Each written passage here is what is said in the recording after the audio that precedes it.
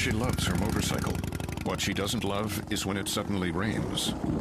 As she sits underneath a bridge waiting for it to stop, she grows quite fond of the graffiti on the overpass. She really likes the one with John Hart's Claire and wonders if they're still together.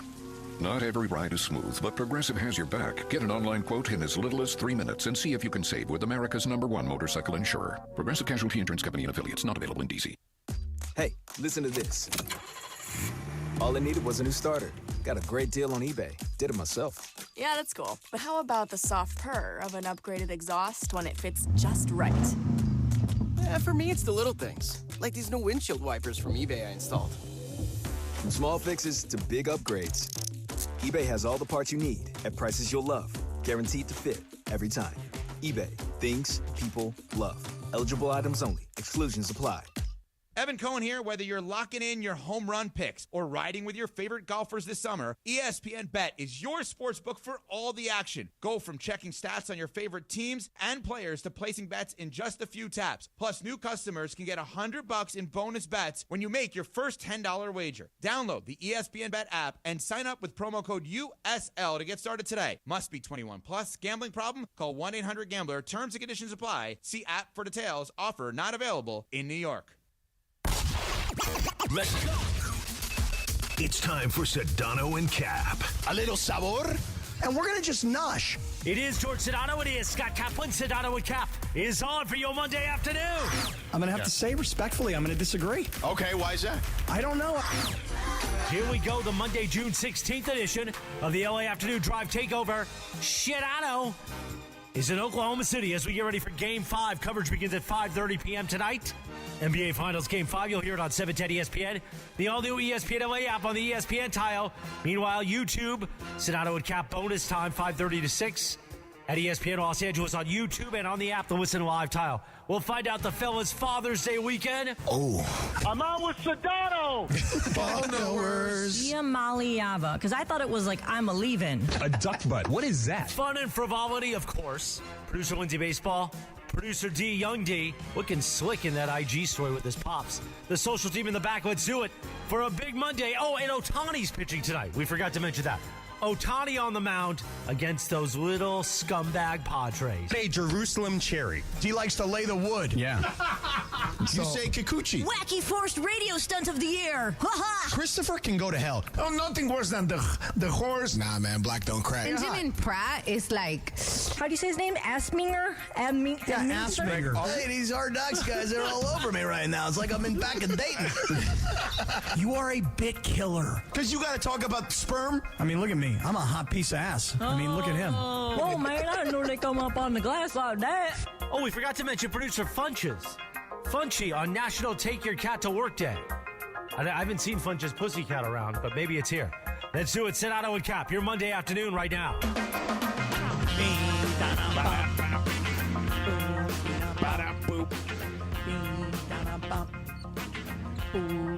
Get it, Cap. Get it. Get it, Cappy. Wait, I'm getting ready to do a drum solo. Yeah.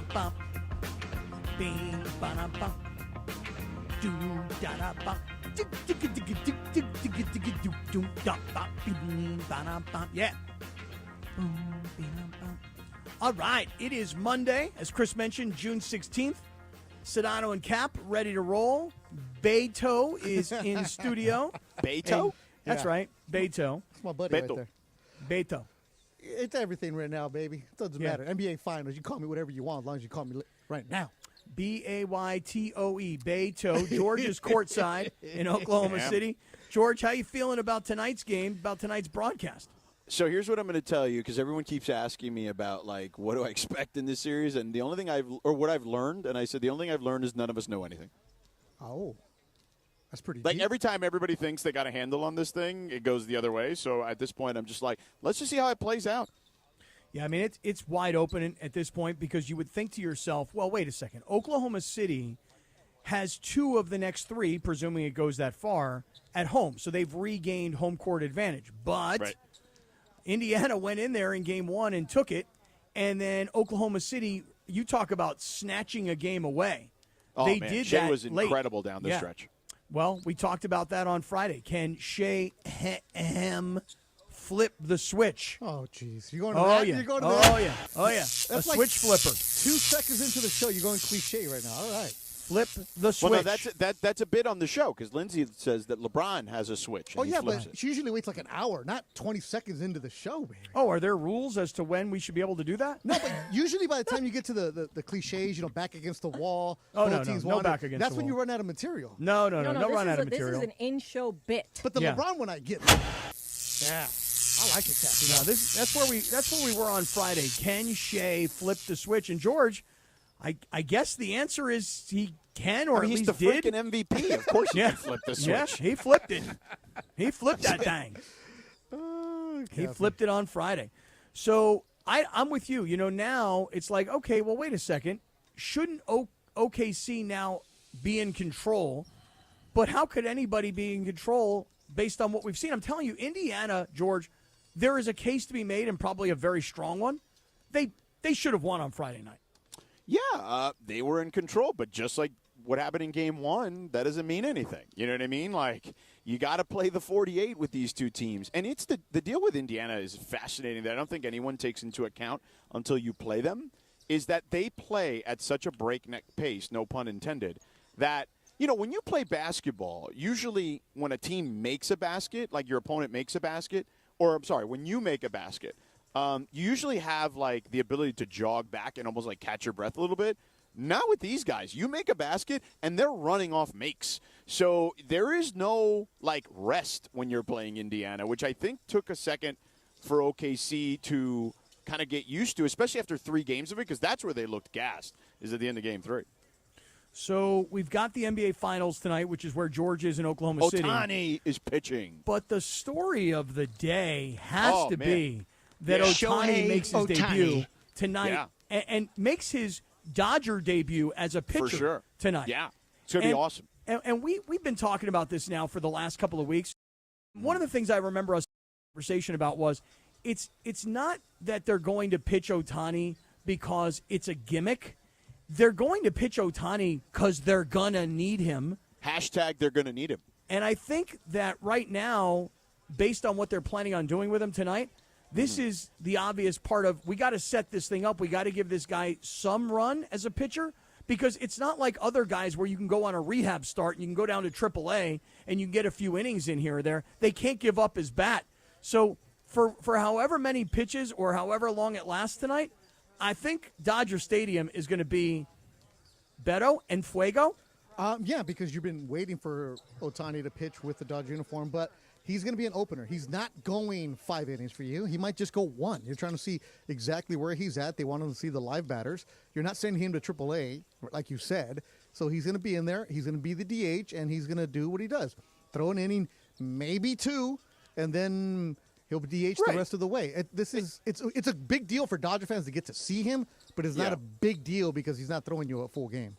And what I'll say is it is a big deal, to your point, Beto, and maybe 2 is the good way to look at it because, I mean, if he gets through the first inning very quickly, I'm sure there's a number they want him to hit, but they don't want him to go over. And if he goes through the first part of the lineup very quickly, then, throw him out there for another inning. Let me ask you guys this. Let me ask you. You ready? Yeah. If you were going to be the first batter to face Ohtani, if you're going to be Fernando Tatis, and by the way, Tatis is coming off of a really big weekend in Arizona, even though the Padres lost 2 out of 3. He was on fire. Yeah. He was really, honestly, this past weekend for a guy who's been so ice cold. This guy went 8 of 14, had 3 RBIs, 3 extra base hits. I mean, he really, really broke out this weekend. If I'm Tatis and I'm the first batter, on the first pitch I see, It's called Tatis. I'm swinging with everything I got. Nah. I figure Ohtani's coming full speed right down the pipes, no junk, just gas.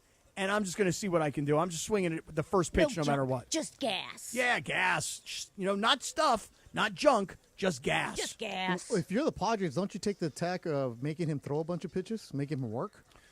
If you're the Padres, yes. If you're Tatis, no. Because you know what that would mean, Beto? That would mean that you'd actually be listening to what your manager and your third base coach is saying, and I'm like, no, I'm swinging away. Yeah. But I'm with you. Yes, you should probably want to make him work. Make him work, get to the bullpen quick, and you make him labor. But this is a big game. Why? Because Funches is going. Michael Funches, who texted me this afternoon. I'm here. So get a ticket. I'm going to the Dodger game. I never expected that from Funchy ever. But he's Why gone. not? Because you don't plan to go to Dodger games. Ohtani's pitching tonight. There it is. Oh, get There out of it here. is. Come I on, have to go. Funch. That's should why be he's there. going. Tell the truth, though, Funch. Tell her. You got lucky. I got lucky. So what? Yeah, my wife bought these tickets like over a month ago, and she's entertaining some clients of hers, and she happened to have one more ticket, and I asked her for it. Okay, but if Ohtani wasn't pitching, would you go? No. Absolutely not. No. Absolutely not. My man, hey, listen, Beto, he's busy tonight. He got Korean barbecue to eat while the NBA Finals are on. Yeah, you know? he's got to go to Olive Garden for dessert, all that Right. good stuff. Oh, yeah, man. Cappy, Exactly. it's a Blake Snell bobblehead night. I know. Cheapest ticket ever when Ohtani got announced. Right now, looking at it, the right field foul pole, way up on top, row double E, is $81. Okay, Wow. what do you think that would be normally? If Blake Snell were pitching tonight, what would that be? About 35 maybe. Yeah. Because I was just going to say about bobblehead $30. night. Yeah. Well, way up there. I don't know that there's going to be lines for everybody to get the Blake Snell bobblehead, given his lack of any contribution thus far. But people are going to want to get in tonight, man. It is going to be jam-packed. I mean, you don't even need a bobblehead night when the Padres are in town to face the Dodgers. But, of course, the Dodgers brilliantly handing it to the Padres like, hey, remember that guy that was your Cy Young Award winner 2 seasons ago? We're going to do a bobblehead night for him when you guys are in town because we happen to be seeing you guys. And he used to be your guy, and now he's our guy. Yeah, nice and petty. I love that. I do, too. George, why don't we get started, stay on time? Why don't you tell us a little bit about the Hernandez brothers? They're crazy, those guys. And we'll keep things on track today while we have you for this hour. Absolutely, Cappy. You've dealt with them as well. You've dealt with Steven because you needed some flooring, and then you smartly handed him off to Rachel as your flooring situation is going to get taken care of. And by the way, anybody listening out there, the Crazy Hernandez brothers are now part of the 710 family, which means they're part of your family, too. And we support family, okay? And you want to talk about family-owned, okay? At Hernandez Wholesale Flooring, you're talking about family-run for sure, legitimately. And you get that authentic old-school TLC with actual wholesale pricing year-round. So if you got a home, ADU, a rental that needs flooring, they're going to take care of you. And here's what I'll say. No bogus sales like these big box national retail stores that lower the price after raising it and whatnot. No nonsense, okay? No gimmicks. Just the best price from the start, and that's why I say it and I mean it. No sale beats wholesale. So whether it's hardwood, laminate, tile, vinyl, or carpet, you name it, they got it. Over 5 million square feet of in-stock inventory, And by the way, 2 locations, Commerce, Santa Ana, both locations the size of 5 freaking football fields. So if you're there, you can see it, you can touch it, and take it home with you on the same day. And that's huge, especially when you're trying to finish your project fast. It's why designers, contractors, builders, they all shop here. They all know the Crazy Hernandez brothers are always going to take care of you. And check this out. If you're a first responder, active military, veteran, etc., you'll all receive additional discounts on top of the already low prices. And if you find a better price, which I doubt, Hernandez will match it, no questions asked. So head down to Hernandez Wholesale Flooring in Commerce or Santa Ana, or just call them, 866-62-FLOOR. 866-62-FLOOR. Tell them Sedano and the whole crew here at 710 sent you. 866-62-FLOOR. No games, no gimmicks, just the best price in town year-round, because no sale beats wholesale. And check them out on the web as well, HernandezWholesaleFlooring.net, or call them at 866-62-FLOOR. Tonight, the Shohei era as a Dodgers pitcher begins against the Padres. We're talking about it all day on your home of real Dodgers talk. 710 ESPN. And the all-new ESPN LA app. Hey, it's Cap. Thinking about selling your home? Seller's Advantage makes it easy. No agents, no commissions, no open houses, and no costly repairs. With Seller's Advantage, we'll make you a fair, competitive cash offer with no surprises. Check out what one of the sellers had to say. Seller's Advantage was a lot easier, faster, and more rewarding than listing my house. I worried about getting a low offer, but theirs matched the value I was hoping for and much higher than their competitors. They gave me time to decide, and the process was friendly, fast, and anxiety-free. I highly recommend Seller's Advantage. Call Seller's Advantage today. 888-390-AS-IS, 888-390-AS-IS, 888-390-2747, or visit sellersadvantage.com for your free, no obligation cash offer. That's sellersadvantage.com. DRE number 01961658. Don't worry, sell happy with Seller's Advantage. Mark your calendars, SoCal. The High Desert Beer and Wine Festival returns to the Palmdale Amphitheater on Saturday, June 21st from 5 p.m. to 10 p.m. Sample craft brews from regional breweries, sip fine wines, and enjoy tasty food trucks while rocking out to live performances from Eve 6, DJ A1, and some of the best cover bands around. It's the tastiest party of the summer. Tickets available at highdesertbeerandwinefest.com. General admission and VIP options available. That's highdesertbeerandwinefest.com. Hey guys, it's Sedano. If you're ready to upgrade your driving experience, you gotta go and check out what's happening at Cadillac and their incredible new lineup of state-of-the-art EVs, sedans, and SUVs. And hey, look, there's no better place to experience the luxury of Cadillac than at Cadillac of Beverly Hills. Check out Cadillac of Beverly Hills and their beautiful showroom at 8767 Wilshire Boulevard in Beverly Hills. And check them out on the web at CadillacBeverlyHills.com. Evan Cohen here. Whether you're locking in your home run picks or riding with your favorite golfers this summer, ESPN Bet is your sportsbook for all the action. Go from checking stats on your favorite teams and players to placing bets in just a few taps. Plus, new customers can get $100 in bonus bets when you make your first $10 wager. Download the ESPN Bet app and sign up with promo code USL to get started today. Must be 21 plus. Gambling problem? Call 1-800-GAMBLER. Terms and conditions apply. See app for details. Offer not available in New York. Find what you love what you find. A Total Wine and More. There's so much waiting for you. Spirits and beer, thousands of wines. Guides in the know and prices so low, it just might blow your mind. You're gonna find what you love and love what you find. With curbside pickup and delivery available, you'll always find what you love, only at Total Wine and More. Drink responsibly, B21. And it is Sedano and Kap here Monday afternoon. On this day, back in 1903, the Pepsi-Cola Company registered the Pepsi-Cola trademark. How about that?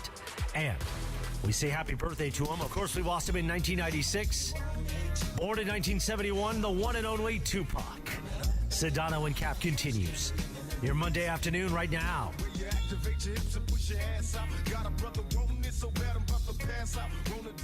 Sedano and Kap on 710. We got Beto in studio. We got George in Oklahoma City. Lindsay's in place. Funchy is ready to go. DeAndre is running this operation. We got a great Monday ahead of us. Ohtani tonight making his Dodger debut on the mound against the Padres. The night of the Blake Snell bobblehead. Beto, you and I, Wednesday, we're going to the game. Oh, we are? Yeah. Can somebody confirm it? Yeah. Okay, you have a ticket for me.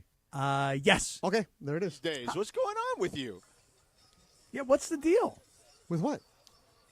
What happens to the Beto, the man of the people we all love? Not the snarky Beto I'm hearing right now. This is not you. No. Snarky Beto. This is, again, I haven't been told if I had a ticket with Cappy. I've been asking if I'm going. This is so what you're saying is it's actually presumptuous Cappy, not snarky Beto. Yeah, because this is No, you had this combo last week, and Cap said, no, it's confirmed. Yeah, again, just because he confirmed it last week doesn't mean it's happening. Well, we've all been there. Yeah, but I thought it's like through the station, isn't it? Again, this is the Cappy listener Dodger game. Right. I have not been told by the higher ups that, hey, Beto, you're going. Okay, so George, hold on a second. It's not snarky Beto. It's not presumptuous Cappy. Mm-hmm. It's lack of communicado Bergie. Can I get a side of avocado with a lack of communicado? That's a good one, Cap. I mean, come on, man. I'm down to go because, Cap, I've even made plans that I wasn't expecting the ticket for me. I've already made plans to be there and just sneak up on you.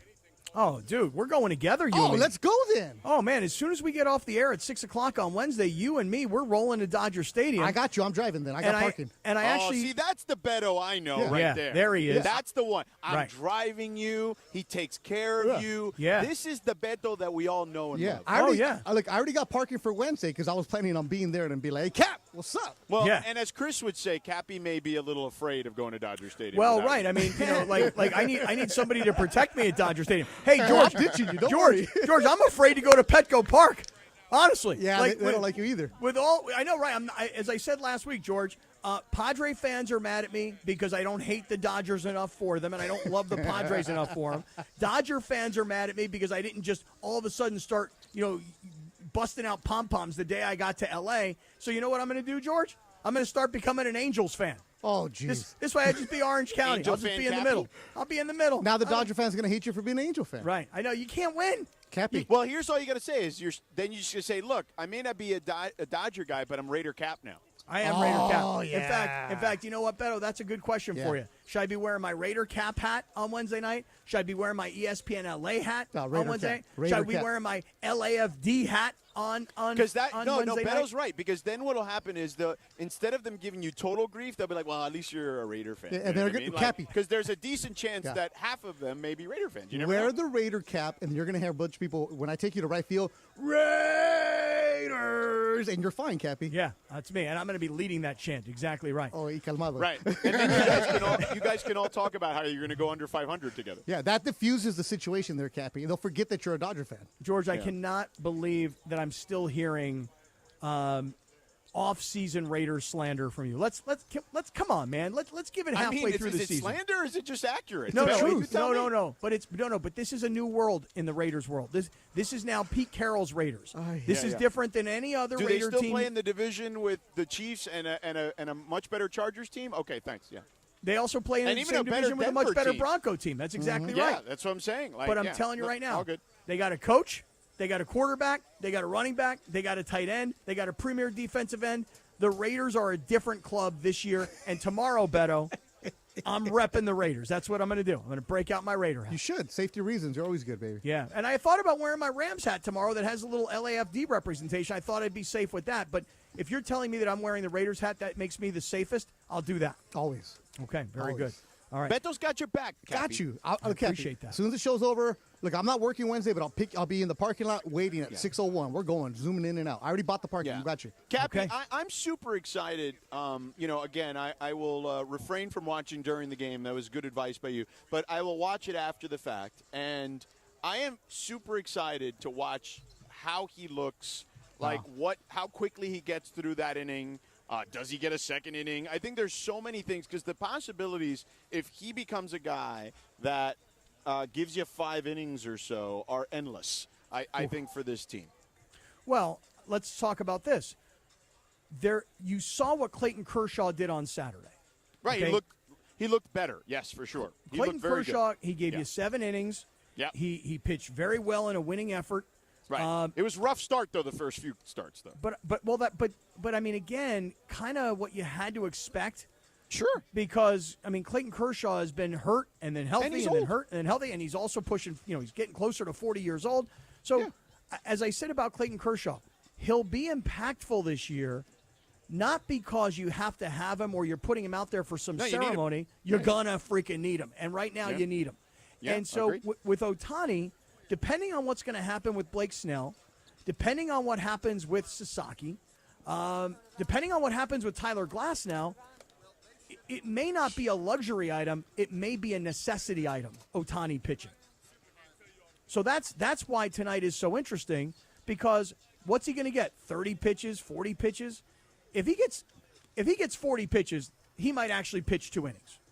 Yeah, I don't know what that number is, but I guess we'll find out. Maybe Dave will say something pregame. He threw 44 when he did the simulation game last Tuesday. Yeah. And he wasn't ramped up yet. But I would say he'll be a little amped up in a real game scenario, one would think, right? So it'd probably be a little less, but who knows? Maybe you're right, Linz. I would say 30 to 40 range would be good for him. Yeah, I agree with you, Beto. But I think, look, 44 pitches last week in a simulated game in San Diego. And now he's getting the chance to really go out there and pitch. And I don't think it's the Dodgers saying, hey, we need you tonight. We got to. It's more like Ohtani forcing the issue with Dave Roberts, saying, hey, I feel good. I'm ready. I want to contribute. This is why I got the $700 million contract, not just to be a DH, but to also pitch as well. And I'm ready to go. And I feel like the Dodgers have given him the consideration of listening to him, that if he says he's ready, what the hell? Let's throw him out there. Yeah, it's also fascinating because we haven't seen this before. Like when Kershaw was coming back, you send him to AA, AAA, get some work in where it's fine. With Ohtani, because you need his bat in the lineup, he's your DH, you have to work him in the major league. So the simulation game last week was great, But until he faces real hitters in a real game, well, you can't send him to Tulsa. You can't send him to OKC, right? He needs to do the Dodger game. And you're right. He is telling the Dodgers, I need to do this right now. It's up to him to decide when he's going to pitch. But if you're expecting him to be like fantastic and lights out, no, he's coming. He hasn't pitched since 2023 off of his second major injury. They're going to handle this with kid gloves because they have to. Because what happens if he pulls something or something tweaks and then you lose his bat? You can't afford that. That's what you can't have happen. And, Beto, it's interesting you mentioned he hasn't pitched since 23. I went back and looked. The last time he pitched against the Padres was in San Diego for the Angels, and the Padres kind of beat up on him that day. In fact, it was guys like Jake Cronenworth who hit a bomb home run to center field, and Xander Bogaerts somehow remarkably hit a home run off him to left field. So they did have success against him in 2023 when he was with the Angels. But as Dr. Clapper always tells us, guys who come back from second Tommy Johns usually actually come back stronger and better, but it's still just the first outing. So what do we expect tonight? Yeah, you need to ramp up to becoming that strong pitcher again. Oh, yeah, no doubt. And look, you just want to see him get through it clean, and you're good, and then wait for the next one, right? Like, that's all. You're just building to Beto's point. And by the way, George, there is one very ironic storyline to Ohtani's first start tonight. I will tell you what that ironic storyline is, and it's bizarre. And a lot of conspiracy theorists think that there's something cooking here. I'll get to that coming up. But first, George. Wow. Oh, Look yeah. at that tease, Cap. That's good. It's got me on the edge of my seat here. And by the way, you guys are going to love this. Not only a great tease, but efficient great Relatively tease. efficient. I could have stopped earlier. Yeah. But George, this is almost kind of a mind blow. And I'll tell you what it is, but you tell us about Jacob. Oh, yeah, I got to tell you about Jacob. Look, you get into an action, you call Jacob, 844-24-JACOB. Tell him Sedano, Mason, and the crew at 710 send you. But you ever feel like you've been knocked down? An accident can do that. It hits your body, hits your wallet, hits your peace of mind. But I saw something the other day that flipped that feeling. A bright yellow billboard from Jacob and Ronnie, and it simply read, make them remember you. That's a comeback message. Jacob's been helping accident victims across L.A. for nearly 3 decades. He takes the calls, gets you the doctors, handles all the insurance company stuff. You focus on healing. Jacob handles the rest. And remember, you don't pay a dime unless he wins your case. So if you get into any kind of accident, you need a guy like that, man, getting your back. 844-24-JACOB. Tell him Sedano, Mason, and the crew at 710 send you. So if life hit you hard, hit back harder. Make them remember you. And the way you do that is by calling Jacob at 844-24-JACOB. That's 844-24-JACOB, 844-24-JACOB, or visit them online at calljacob.com. Jacob is a proud sponsor of your Rams, Lakers, and LAFC. And, of course, follow Call Jacob online for stories that inspire. Travis Rogers and DeMarco Farr. Weekday mornings at 9 a.m. after Clinton and Friends. In 30-plus years, I did something today I have never done before. I walked out the door without my stuff. Without a laptop, without anything. Without a laptop, without anything. I just forgot all of my stuff at home. I don't have my headphones. I don't have a laptop. I don't have the pad of papers that I like. I'm just noticing that you don't have a laptop. Pens that I like. Like, I have a whole little routine. The little mic thing cover, that goes over the mic. I don't have any of my stuff. I feel like I'm doing everything left-handed. You're raw dogging. I am raw dogging to the extreme. Thank you, Emma. You are raw dogging on the clock. I'm raw dogging radio for the first time ever. Yeah, I feel so... And it feels unsafe. It feels reckless. Travis and DeMarco tomorrow morning at 9 a.m. Don't miss Travis and DeMarco on 710 ESPN. At Children's Hospital Los Angeles, we're a nationally recognized leader in pediatric care, honored by U.S. News and World Report as one of the best in the country. Here, we achieve amazing breakthroughs that change lives. From groundbreaking cancer therapies that offer new hope to young patients, to advanced heart procedures that save lives, we partner with families to conquer challenges and achieve extraordinary outcomes. Choose the best care for your child at chla.org. Hey guys, have you checked out the all-new Park West Bicycle Casino? Just 9 miles from downtown LA and near the 710 freeway. It's completely reimagined with new ownership, renovations, and upgraded amenities. We're also home to California's largest card room jackpot ever, $3.7 million.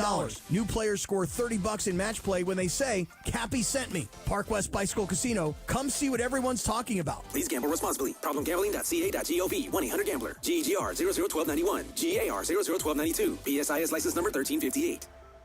Are you ready to make a difference for the environment while helping the visually impaired at the same time? Then donate your vehicle to Heritage for the Blind today by calling 1-800-983-6530. Every donated vehicle will either be properly recycled in an eco-friendly manner or given a new life through reuse. Donating your vehicle is easy. Simply call 1-800-983-6530 and Heritage for the Blind will do the rest. They'll even arrange for your vehicle to be picked up at no cost to you. And for a limited time, when you donate your car, you'll receive a $200 restaurant voucher and a 2-night, 3-day hotel stay at one of 50 locations. Call 1-800-983-6530 right now to schedule your vehicle donation and make a positive impact on the environment while helping others. Heritage for the Blind, where every car donation counts and every person makes a difference. Call 1-800-983-6530 now. This advertisement is paid for by Heritage for the Blind. And it is Sedano and Kap, your Monday afternoon. Today is Fresh Veggies Day. I eat a lot of fresh veggies now, right? Cappy saw me eat some fresh veggies on Friday at his house. Also, happy birthday, he turns 55 to Phil Mickelson. And today, on this day in 2009, Mariah Carey released her Eminem diss track, Obsessed, as a single. Why are you so obsessed with me? Sedano and Kap continues your Monday afternoon right now. Yeah, it's Sedano and Kap. Beto's in studio. Lindsay Baseball. Funchy Lava. Producer D. Got Georgie in Oklahoma City. At least we got him for this first hour. Then he's going to go call a basketball game tonight, Game 5 of the NBA Finals. And then me and Beto are going to take over and get into all kinds of stuff. Oh. So, George, I mentioned to you before the break that while Ohtani is going to make his first start in a Dodger uniform tonight, yeah, there's a bit of an ironic moment to all of this, and it has some conspiracy theorists. What do you say about conspiracy theorists? What do they wear on their heads? Oh, tinfoil hats. Yeah. Tinfoil hats. And is it a conspiracy that tonight, George Sedano, in Oklahoma City, Ohtani makes his debut on the same day that his former interpreter, who owes him over $17 million, reported to prison today? Okay, wait, what? You don't think it's a little bit fishy or funny or coincidental, strange coincidence that Ippei is going to prison, has to report to prison today on the same day that Shohei Ohtani all of a sudden is magically pitching again, kind of out of the blue? Shohei I don't know, man. That's a What's the connection? Hold on. Was that a public thing we knew he had to report today? It just surfaced today. It just surfaced today. Correct. He was originally supposed to report, I believe it was in March. He pled guilty in March to tax evasion and bank fraud charges. But today is the day where Ippei reports to Pennsylvania to go to jail. Why has he got to go to jail in Pennsylvania? Because it's a federal case. Oh. Yeah. And he has to go to federal prison. George, you can't see this, but Cappy smirk right now. That face that he's making is that, I got you guys. Well, I mean, got you guys. I mean, it is a fact. Of all the things that you were going to come up with, I mean, it was a hell of a tease. It was a great tease, Sam Tripoli. You came out here and you're like... Yeah. Cappy, I would give you excellent execution, excellent tease. Yep. I don't know. I mean, maybe they knew, but I don't think you're rushing, no offense, a $700 million investment based on when Ippei is going to report to prison. No, I don't think so. Lindsay and I were having this conversation before the show, and the conspiracy theorist might believe that these two things coincide and one has something to do with the other. For me, here's how I think about it. If I'm Dave Roberts, and here's what I know about Dave. Dave has a real dislike for the Padre organization. It's not just these players. I mean, based, last year, the whole Manny Machado throwing the ball, Dave turning it into more than it was. But, the history is Dave played for the Padres. Dave's from San Diego. But Dave was a guy who was in uniform and was one of the coaches when the Padres fired their manager, wouldn't even give Dave just a ceremonial interview. They went right over his head. I'm trying to remember the guy's name. Lindsay, do you remember his name? The manager, he's now, I think, with Milwaukee. I forget it. Pat Murphy? Yeah, Pat there you Murphy, go. thank you, Beto. They went right to Pat Murphy, who they brought up from AAA, didn't give Dave the time of day, and then Dave goes and gets the job with the Dodgers, and now is a Hall of Famer. Dave Roberts is a Hall of Fame manager when the Padres wouldn't even give him a sniff.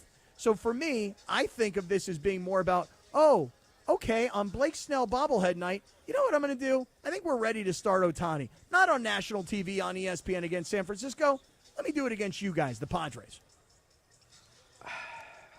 Still not buying it, are you? Not buying what I'm selling here tonight. If you're Dave Roberts, do you care about anything the Padres are doing?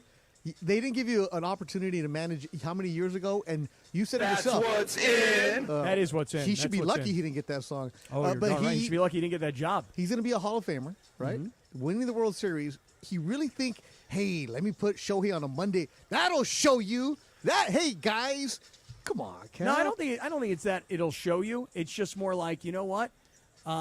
If you got any sense of showmanship, and I think Dave does.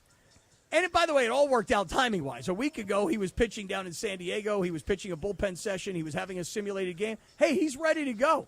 So I'm ready to pitch him. It just so happens that it's Blake Snell bobblehead night, and it also happens to be against the Padres. And by the way, it also happens to be the day that Ipe shows up because he has to report to prison.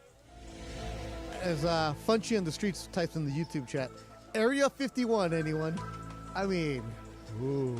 Yeah. I thought he was going to throw out the first pitch maybe, but I guess he's not available. Ipe? Yeah. Not available. Maybe they should have had Ipe bobblehead night.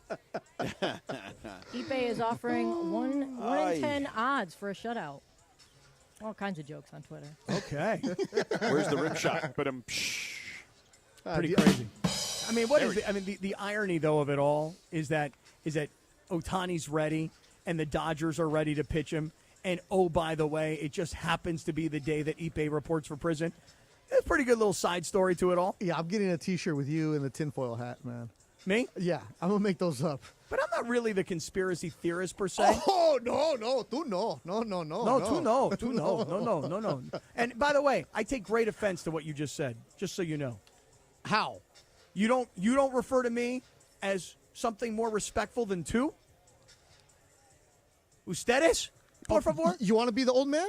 See. Wait, okay. you're going to be, so you want him to, call you old. address you? I would like formality. I mean, two is just very, two is again, it's informal. I thought Beto was capable of being informal with you. I thought it was respectful. I thought it was a lack of respect. Usted is to someone you're strangers with. It's an older gentleman. Mr. Kaplan, stranger. Yeah, exactly. Right. Mr. Kaplan shows up from Del Boca Vista.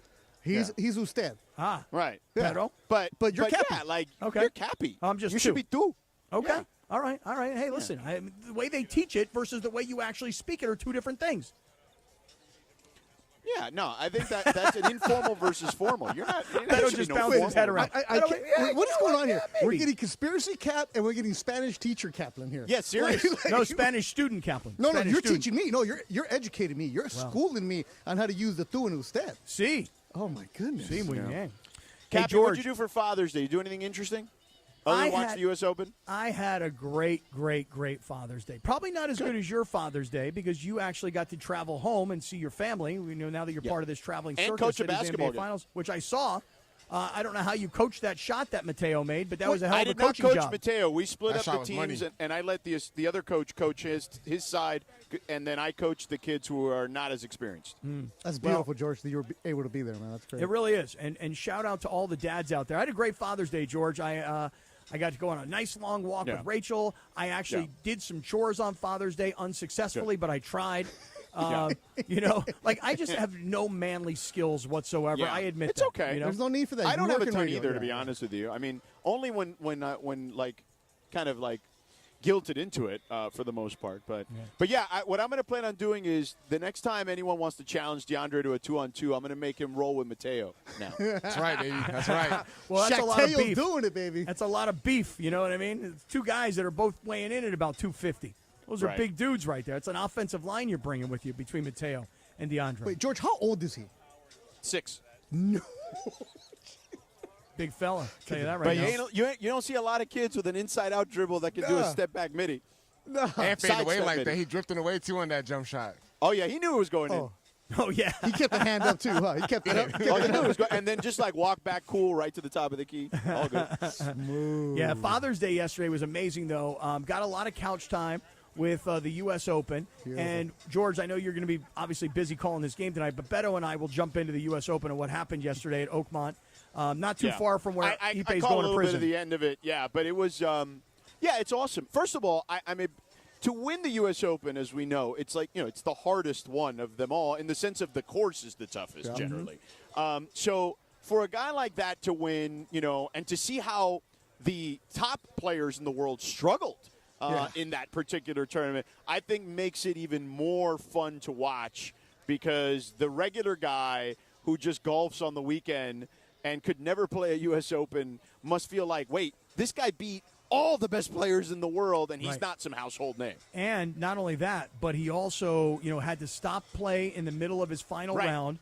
It looked like in the first 6 holes of this entire thing, it looked like he was going to choke and fall completely off the leaderboard.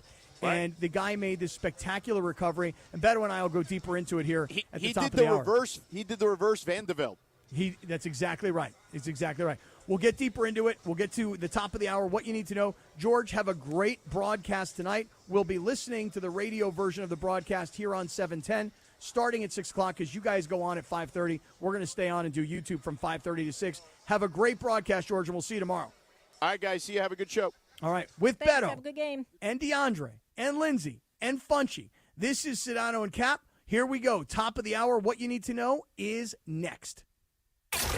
Tonight, the Shohei era as a Dodgers pitcher begins against the Padres. We're talking about it all day on your home of real Dodgers talk.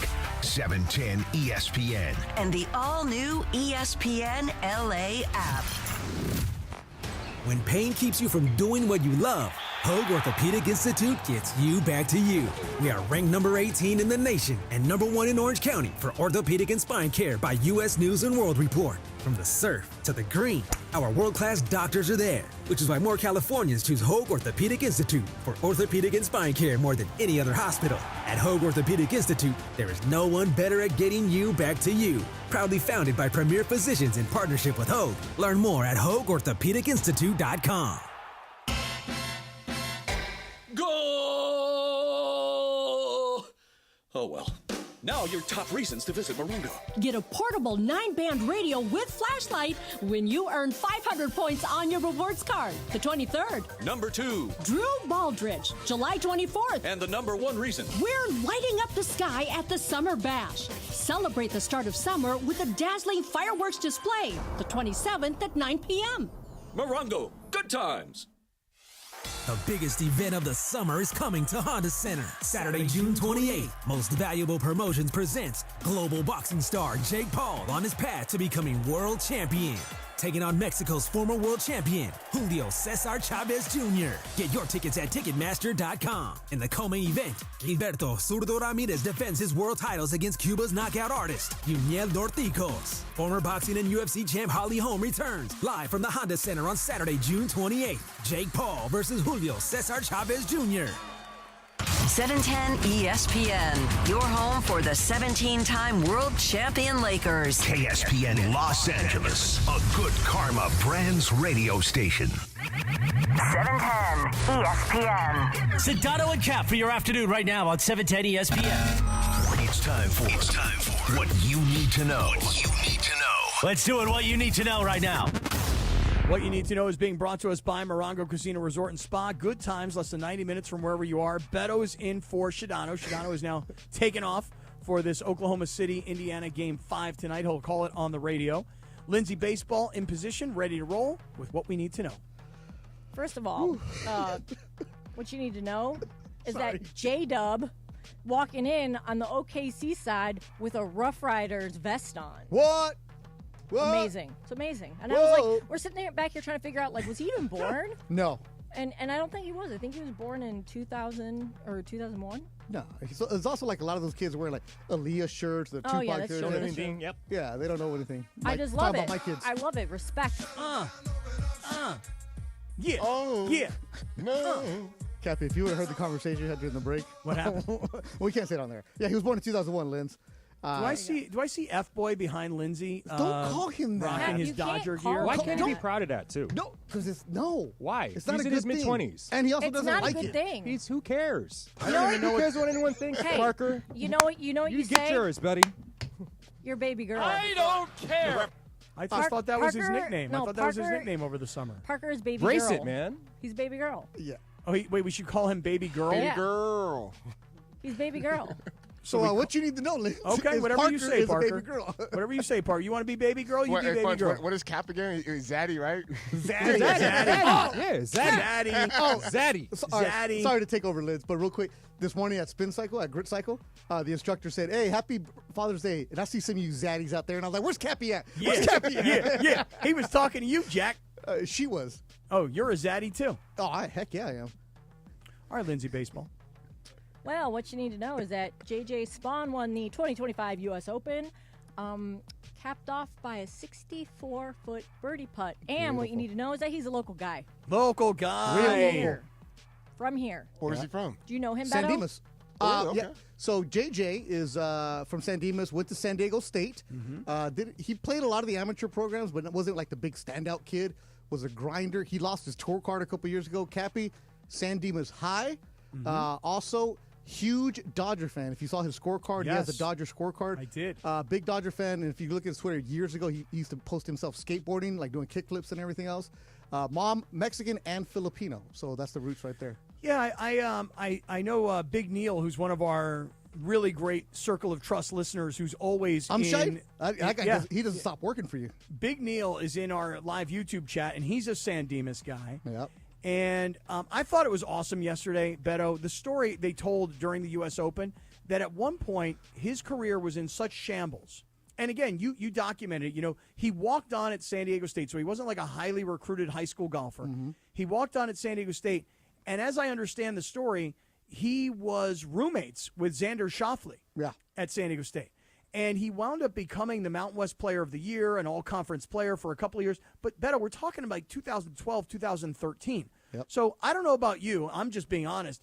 I've never really heard of J.J. Spawn until this U.S. Open. I'm just being honest about it. So you know? the reason I've heard of JJ is because when you look, because I do a bunch of those pools, and he's always in those kind of names. Yeah. Like the guy's real long shots. He was like over 3,001 to win the U.S. Open. So the thing with him, though, he started off terrible the first 5 holes. Yeah. Where you're like, okay, he's never been here. He's going to melt. He's going to fold like we all would, right? And he came back. But good for him. But he started, about 12, 13 years ago? He was in Canada.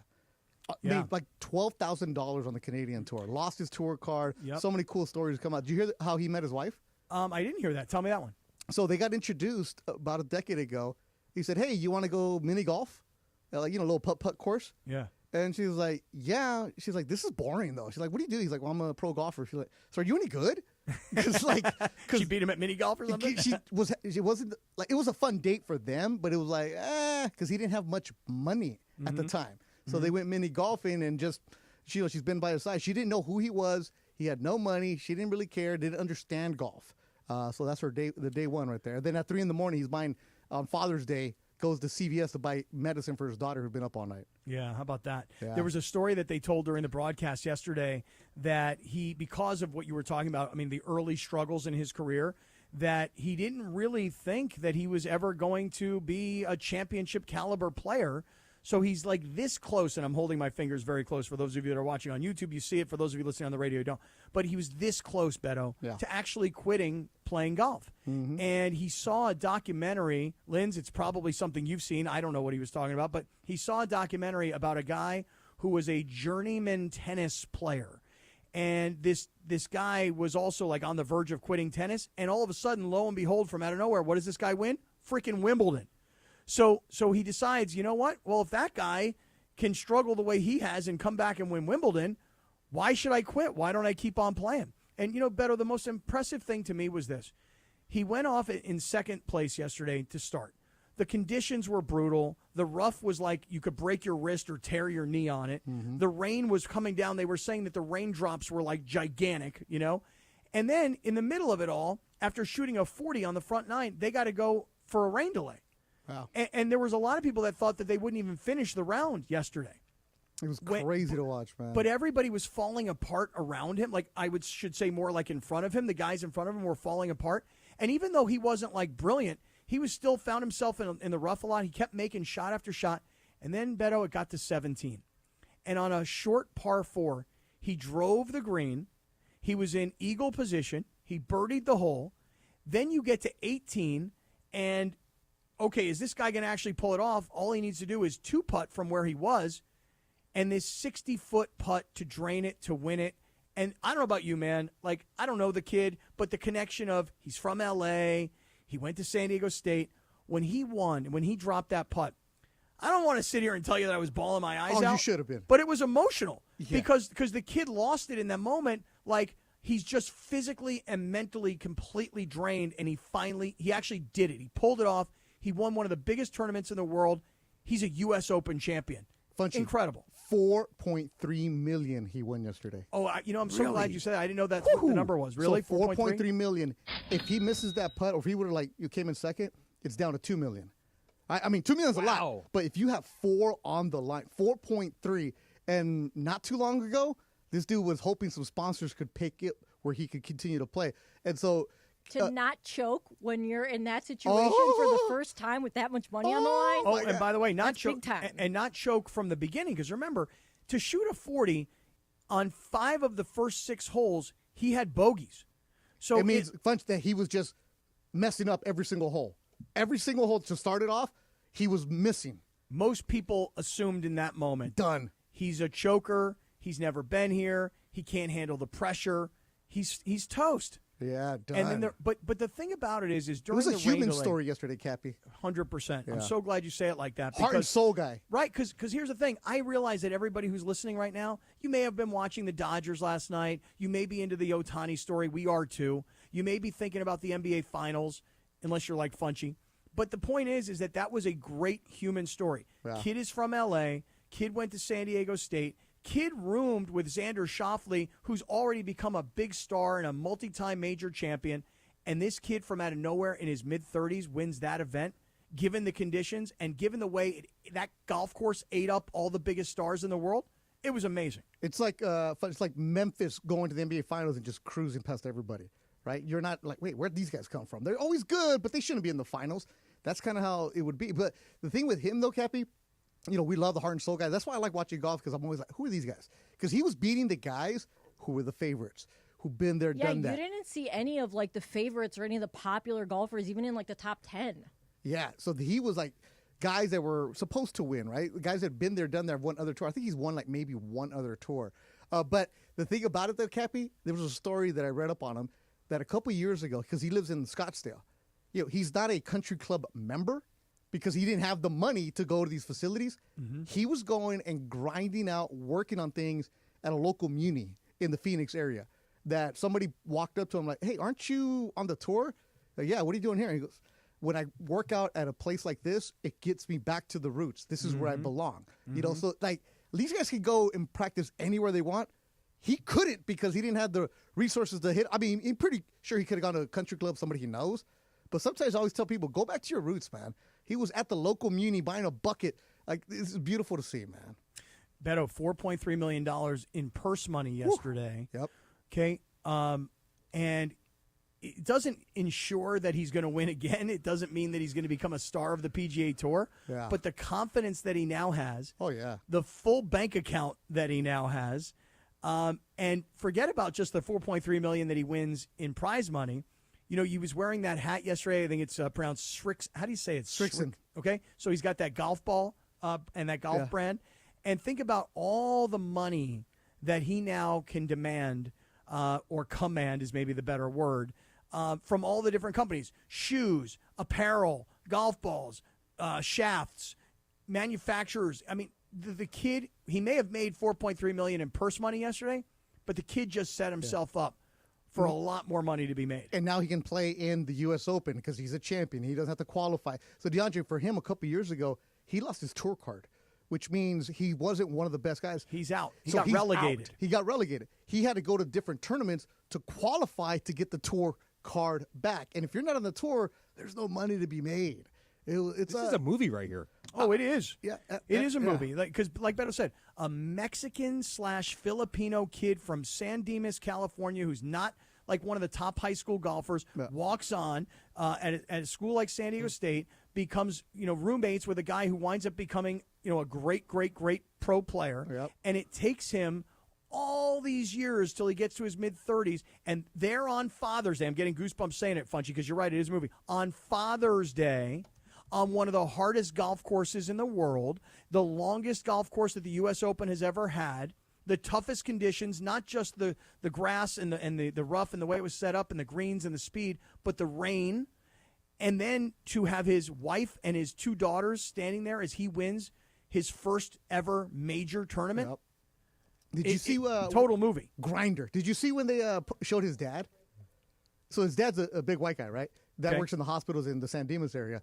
And they showed a picture of his dad on TV. He had a shirt that Escape from Alcatraz. Like he didn't have, he didn't show up dressed for the moment. Yeah, huh? he didn't have like the fancy polos. Like he didn't look like he was in Caddyshack or anything like that. He was in hoi polloi. He was just a regular dude. This is a Disney movie. Yes, it is. It is a movie. And Beto, by the way, that golf course I played there last year. Yeah, I July saw when 5th. you said you shot a 80 something. I'm like, no way. I know, but liar. No, I swear to you, it was the most bizarre thing.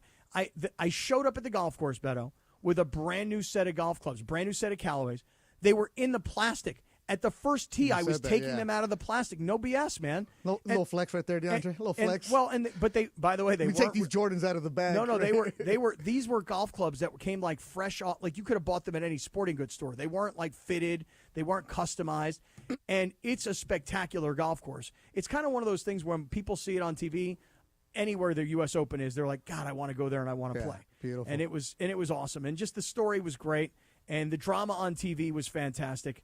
I loved it all, man. I did. I loved it. Cappy, you got the College World Series on TV right now? I do. All right, so let me go super hyper local angle for you. Okay. LSU is playing UCLA right now. Right. First inning, batting for UCLA is a kid named Roman Martin. Went to Servite High. Mm-hmm. His dad grew up with Oscar De La Hoya from East LA, so that's where Roman has roots, East LA.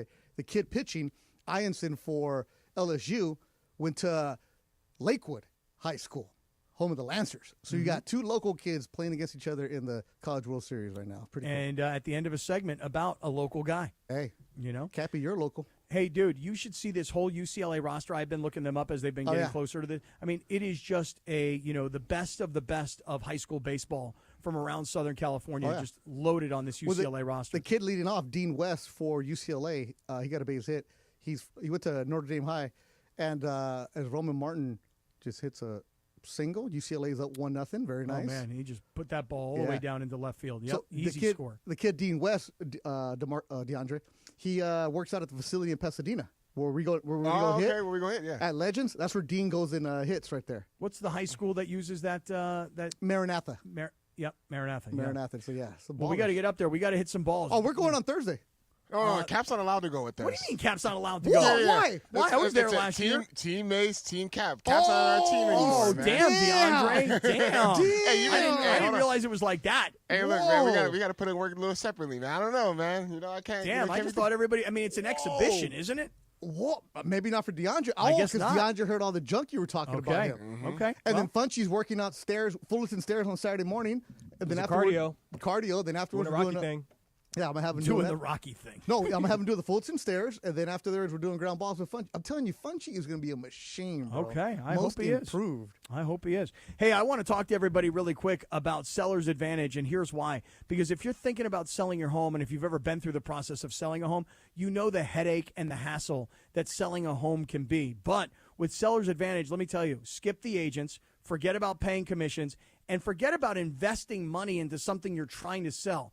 Like, why would you list a house for X, put $50,000 into it, and hope to get 60 or 70? Forget about that waste of time and forget about that waste of money. Because the fact is, by the time you would get done paying for repairs and then dealing with the agent and paying the fees and everything else, Seller's Advantage is very happy right now to walk through the door, look around, make you a very fair, competitive cash offer, and say, hey, let's move this along. How about this? How about we'll even give you $20,000 for moving costs? So you're going to make out beautifully because you're going to sell your house, and you're probably going to wind up getting more than you even realize, and you're getting paid in cash. Like, it's on right now.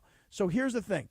Get your free, no-obligation cash offer today, and all you have to do to get that is call this number, 888-390-AS-IS, 888-390-AS-IS, or 888-390-2747. That's the as-is part. Or you can go to sellersadvantage.com. Look, you see the billboards all over town. Now it's time to make that call to Seller's Advantage and see what you can get for your home, because now is a great time to sell.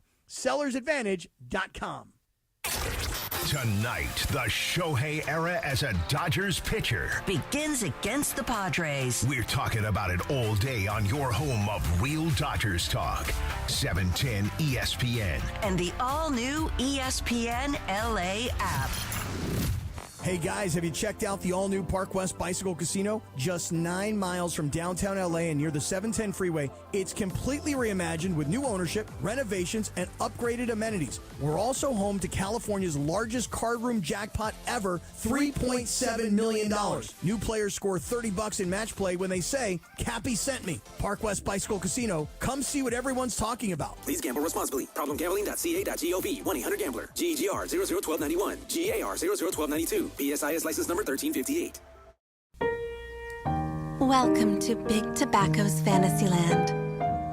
The industry's idea of a healthier tomorrow, where vapes are deemed safer. Never mind, they can contain cancer-causing arsenic and lead. And they're anti-aging, because you're more likely to die younger from a stroke. In Big Tobacco's Fantasyland, the deadliest industry can rebrand itself as your friend. Savings start now at Cardin Alleyway Hyundai. Lease a brand new Hyundai Elantra SCL Sport for just $219 a month for 36 months, with only $34.99 due at signing. Drive with confidence, backed by America's best warranty, 10 years or 100,000 miles, and Hyundai's exclusive owner assurance program. Visit us off the 91 freeway or schedule your test drive now at CardinAlleyWayHyundai.com. At SU 944151, $34.99 due at signing plus tax. License, $85 doc fee and registration. No security deposit. 10,000 miles per year. Offer expires 7/7/2025. Accident or injury, call Jacob and Ronnie. Call Jacob. Winning matters, especially after an accident. At calljacob.com, we're here for you when you need a big win. After an accident, go to calljacob.com or call 844-24-JACOB. That's 844-24-JACOB. Collectors, Front Row Card Show is back at the Pasadena Convention Center on June 21st and 22nd. Biggest show ever. Baseball, football, basketball, and hockey cards, plus Pokemon, Marvel, Star Wars, and comic books. CGC and JSA will be there. So bring your cards, comics, and autographs to sell, trade, or get them graded. More than 500 tables, thousands of dollars in free prizes. Don't miss it. Front Row Card Show, Pasadena Convention Center, Saturday and Sunday, June 21st and 22nd, 11 to 5. For more info, go to frontrowcardshow.com. That's frontrowcardshow.com.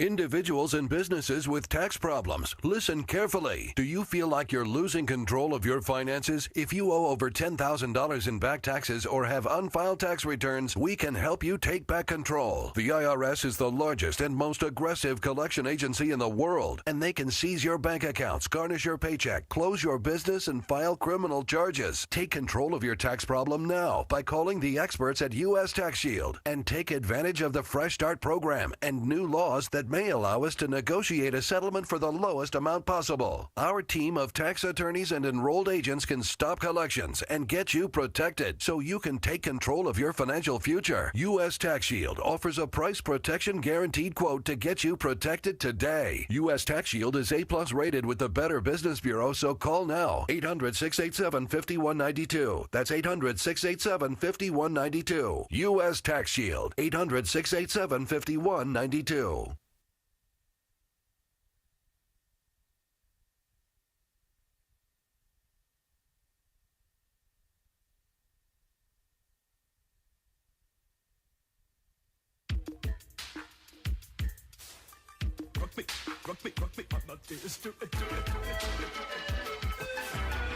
Yo, Sedano and Kap on a Monday. Today is June 16th.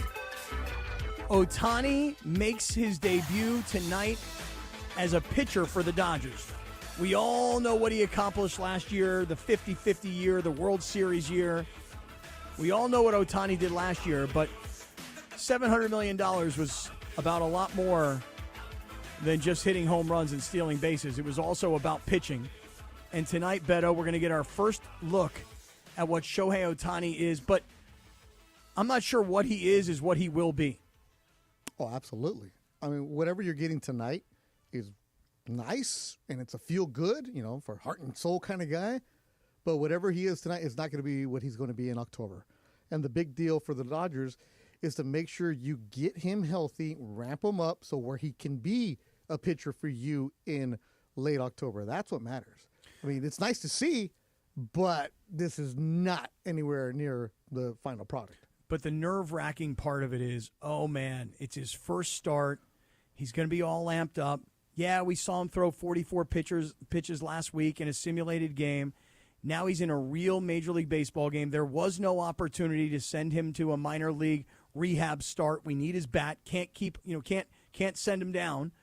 And just that nervousness of, gosh, I just hope everything's cool. I hope his arm is good. I hope he can get through this. I hope we can start building him up. Because I'm telling you right now, looking at what the Giants did this past weekend, and look, the Dodgers took 2 out of 3 against the Giants. Mm-hmm. But you got to admit that the Giants made a move yesterday to go out and get Rafael Devers from Boston that indicates that they believe, the Giants believe, they actually have a real chance this year. To do what? To win the division? Okay, maybe. I think everybody has this foregone conclusion the Dodgers will win the division, but it's a very tight race. Even I know it's pre-All-Star break, but the Red Sox have been essentially trading away pieces from their 2018 World Series. Mookie Betts, Chris Sale, and now Rafael Devers. What an organization right now. What a mess of an organization the Red Sox are. And by the way, those 3 and they're all gone. What'd you give for them? And listen, in the case of Mookie Betts, you got nothing back. I mean, right? I mean, none of those guys made it to the Red Sox Major League roster. Verdugo's in Atlanta. What do you got? You got nothing, man. You really don't. And by the way, they also allowed Xander Bogaerts to walk out the door via free agency, which, by the way, I think was a great move by Boston and a terrible pickup by San Diego. But Bogaerts will be fine. Yeah, but he's not the player he was. Of course, again, you guys, I'm talking about Padres fans, are just so hard on Xander. He'll be fine. He'll be figured out. But he's not going to be the guy that produced the way he did when he was in Boston. He's gotten older. He's become less productive, et cetera, et cetera. All right, then get rid of him. Well, I believe get rid of him. If I could, I would. Who are you going to put in? Put him at shortstop? Yeah. Well, first of all, if I was going to get rid of him, I wouldn't have gotten rid of Hassan Kim. That's number one. and number two, I would go back to Tatis at shortstop. But forget about the defensive side. I love how Padre fans just turn on their guys so quick. So quick you guys turn on him. But the guy just doesn't have the offensive statistics. But that aside, what do you think about what San Francisco did? Because whether Devers becomes the star player that he has been, the bottom line really is that the Giants believe that for whatever reason, they're making a run, not just this year, they've got him for the next 8.5 years. Yeah. I like what the Giants did. And because remember, they have the new regime, right? Buster Posey's running the organization now. They're going to go back to baseball guys. They're going to use less analytics, right? Whatever it is that they're claiming. But you have an opportunity to get a guy like Devers. Mind you, you're taking on $300 million in contract, right? It's a big salary you're taking on. But look what they gave up. Not much. If you're a Boston fan, and this is lovely to see, because Boston fans, when they had those three, were like, yeah, big dynasty coming your way. If you're San Francisco and you feel like you're a big-time team, you're going to make moves like this. You're going to gamble because there's no guarantee that the contract will pay off for all those years. But a dude in his prime who can mash, you go and get him. And a change of scenery is going to be huge for Rafael Devers because the way that the Boston organization treated him, and I am pro-player on this, and everybody say, oh, he should have been the team player and changed things up. No, he's a superstar for that team. You going to bring Bregman in or Bergman? What's his name? Alex Bregman, right? Bregman, yeah. I'm looking at Bergman walking in front of me.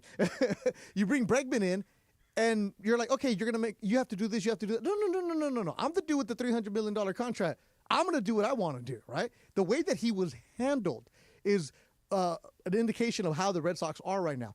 Now he goes to San Francisco. We welcome you here with open arms. All of a sudden, he's like, hey, whatever the team wants, I'm here for you. Did you see what Clayton Kershaw said about him? No. So they were interviewing Kershaw yesterday, like right before the game or during the game. I think it was like the first or second he was inning. in-game interview, Yeah. Here's what he said about it. Another number for you. So 1 for 4, 3 strikeouts. 2018 World Series, you against Rafael Devers. Yeah, how about that trade? That's wild. Buster's really doing it. Not only Buster Posey's really doing it over there.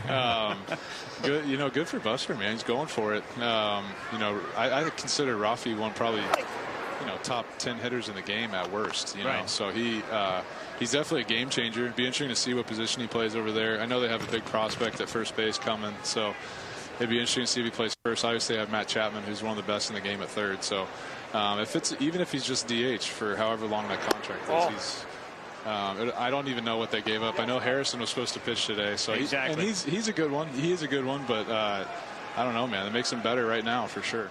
How do you like that, by the way? You're the starting pitcher.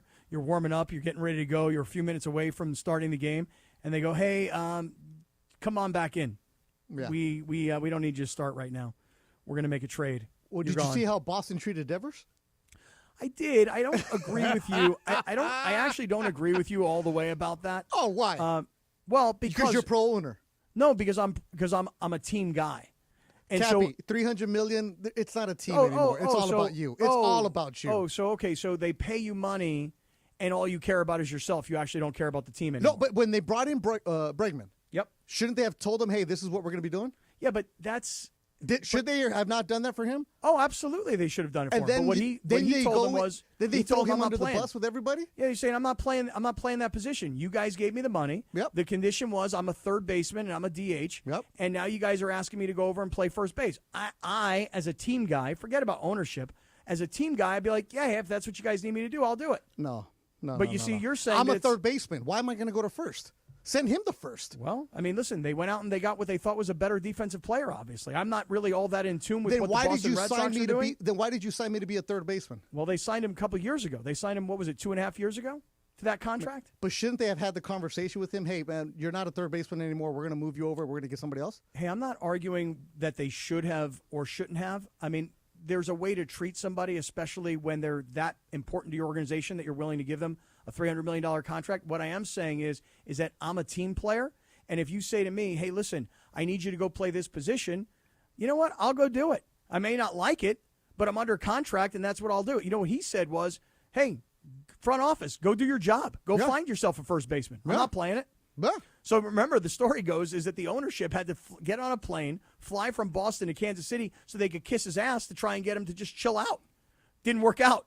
So ultimately, they're trading a guy that I wonder if they think they're actually going to get better because he's become a problem not just for the organization for upstairs, but he's become perceived perhaps as selfish in the clubhouse. Plus, they also have a lot of prospects that they wanted to bring up. In fact, there's a kid who went to Adrian Gonzalez's same high school that's supposed to be their up-and-coming kid star. At Eastlake, yeah. Yeah, so. The number one pick. But yesterday, DeAndre, how about Boston? As we're making the trade. Hey, Devers, get off the charter. There's a cab outside waiting for you. And by the way, this is not a black car. This is he shows up at Fenway in a cab. And this is after hitting a home run. Yeah. After the Red Sox had just swept the Yankees. I'm okay with Boston being petty like that. Okay, you're not a problem. We don't need to get you a black car. You don't need a driver. Here's a cab, bro. Go back to Fenway. Clean out your locker. I didn't even know there were cabs anymore. And neither did I, but then he left in a black car. Yeah, right. Well, that's right. The Giants are like, don't worry, we're sending a black car for you. Hey, but I like the move for the NL West because, like I said, the Dodgers are going to win the West. Padres will get the wild card, and then now the Giants are going to be pushing them. And then you're going to have your two wild cards come out of there, man. That's going to be pretty. It could definitely happen. And by the way, don't count Arizona out quite yet. Yeah, I'm done with them. I mean, they've gotten back to above 500, and they were in the World Series 2 years ago. I'm not counting those guys out yet. Yeah, they're going to fade. They're going to fade back because it's going to be the Padres and the Giants battling, and then Philly's right there too. Somebody out of the East is going to come out of there. All right, stay tuned because here comes Radio Tinder. But before we get there, I want to invite everybody to see our beautiful state and our country in a way that you can only see it while driving a brand new Subaru from Ocean Subaru of Fullerton. You know, you may be taking a trip down the coast in one of these brand new Subaru Crosstreks, the 2025s, with 2.9% financing for 48 months. That's it. Only 2.9% financing for 48 months on a brand new Subaru Crosstrek. Or maybe you decide to take your family hiking up to a scenic mountain. Maybe you're going to Mount Whitney this summer, and you might want that brand new 2025 Subaru Outback with just 3.9% financing for 72 months. By the way, that's the vehicle I'm driving. I can't stop bragging about the fuel efficiency. I fill up and I go, I'm telling you, it's like 400 or 500 miles I drive, and then I finally fill up again. So again, that Subaru Crosstrek, 2.9% financing. The Subaru Outback, just 3.9% financing for 72 months. And for complete details, I want you to visit our website, oceansubaruoc.com, or come on down to Ocean Subaru on Euclid Street in Fullerton and check out our huge selection of brand new Subarus. Wherever the journey takes you, it starts here at Ocean Subaru. Radio Tinder, next. It's the Travis and DeMarco Show. Every weekday morning at 9 a.m. How many of those bothering them? 11% Belgian beers did you take down? Because that's a commitment. I got through my six-pack. Oh. Yeah, I got through my six-pack. That's a lot of 11% beer. It's not that bad. Is it really that bad? Maybe I got an issue. It's Trav and D-Far. Back tomorrow after Clinton and Friends. On LA's mega sports station, 710 ESPN.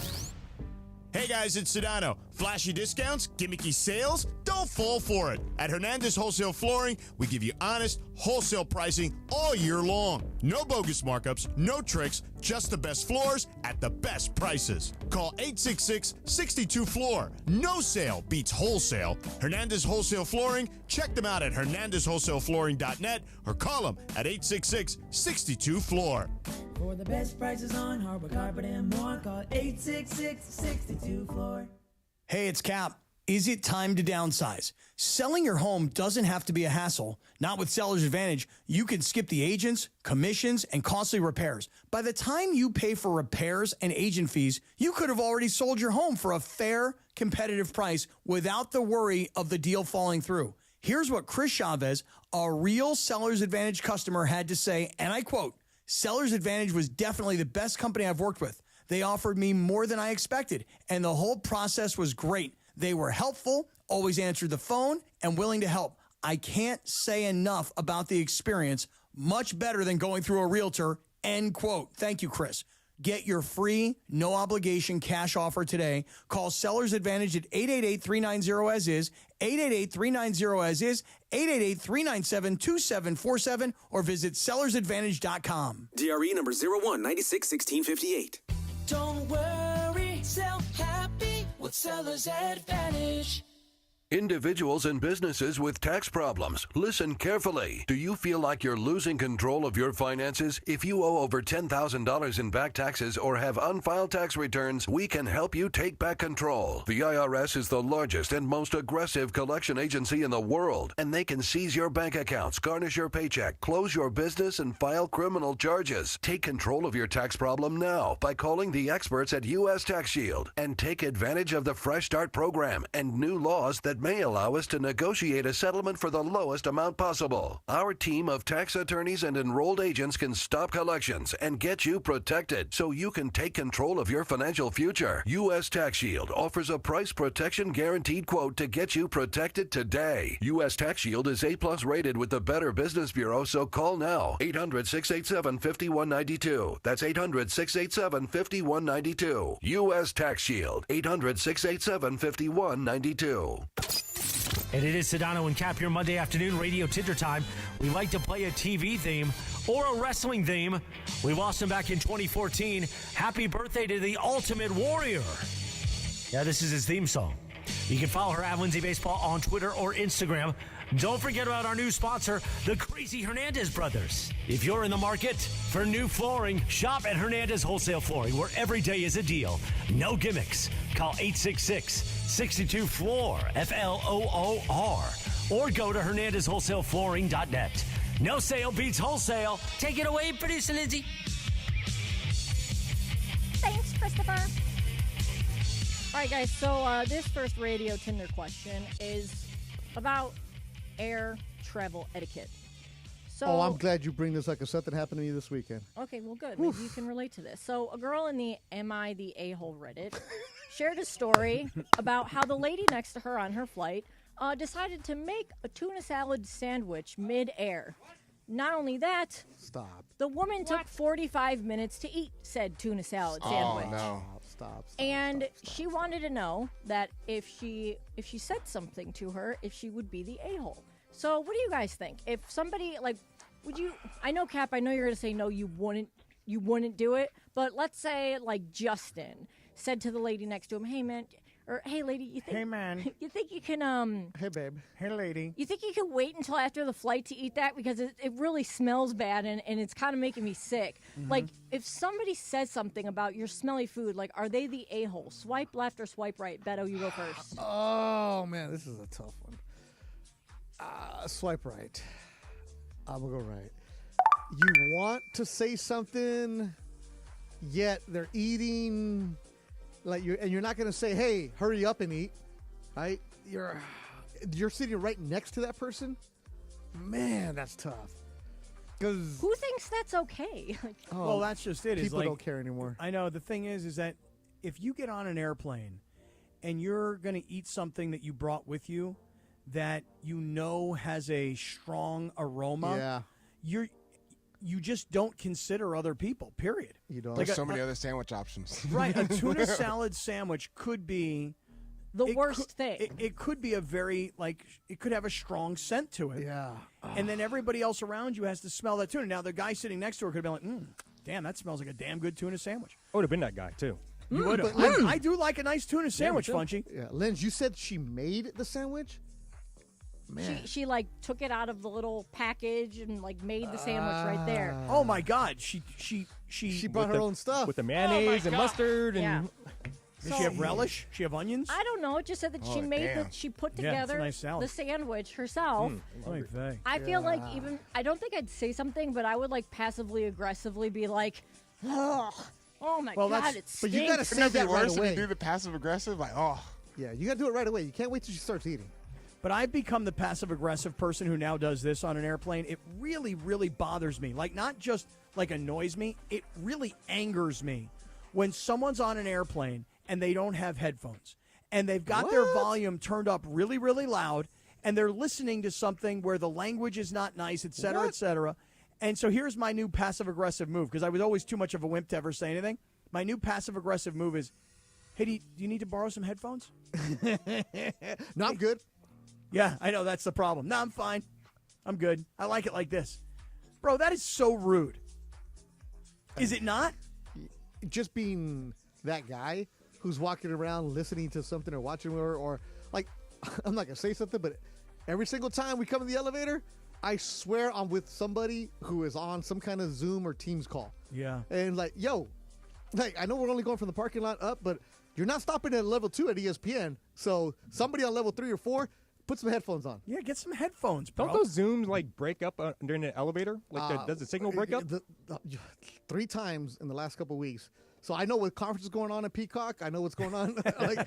I know if you need some Herbalife. What's up? Oh, yeah. Hey, what happened to you this weekend? Where were you? So I did a fight in Dallas. And so I'm tall, right? I'm like 6'1". I have nice legs. You know, they stretch out.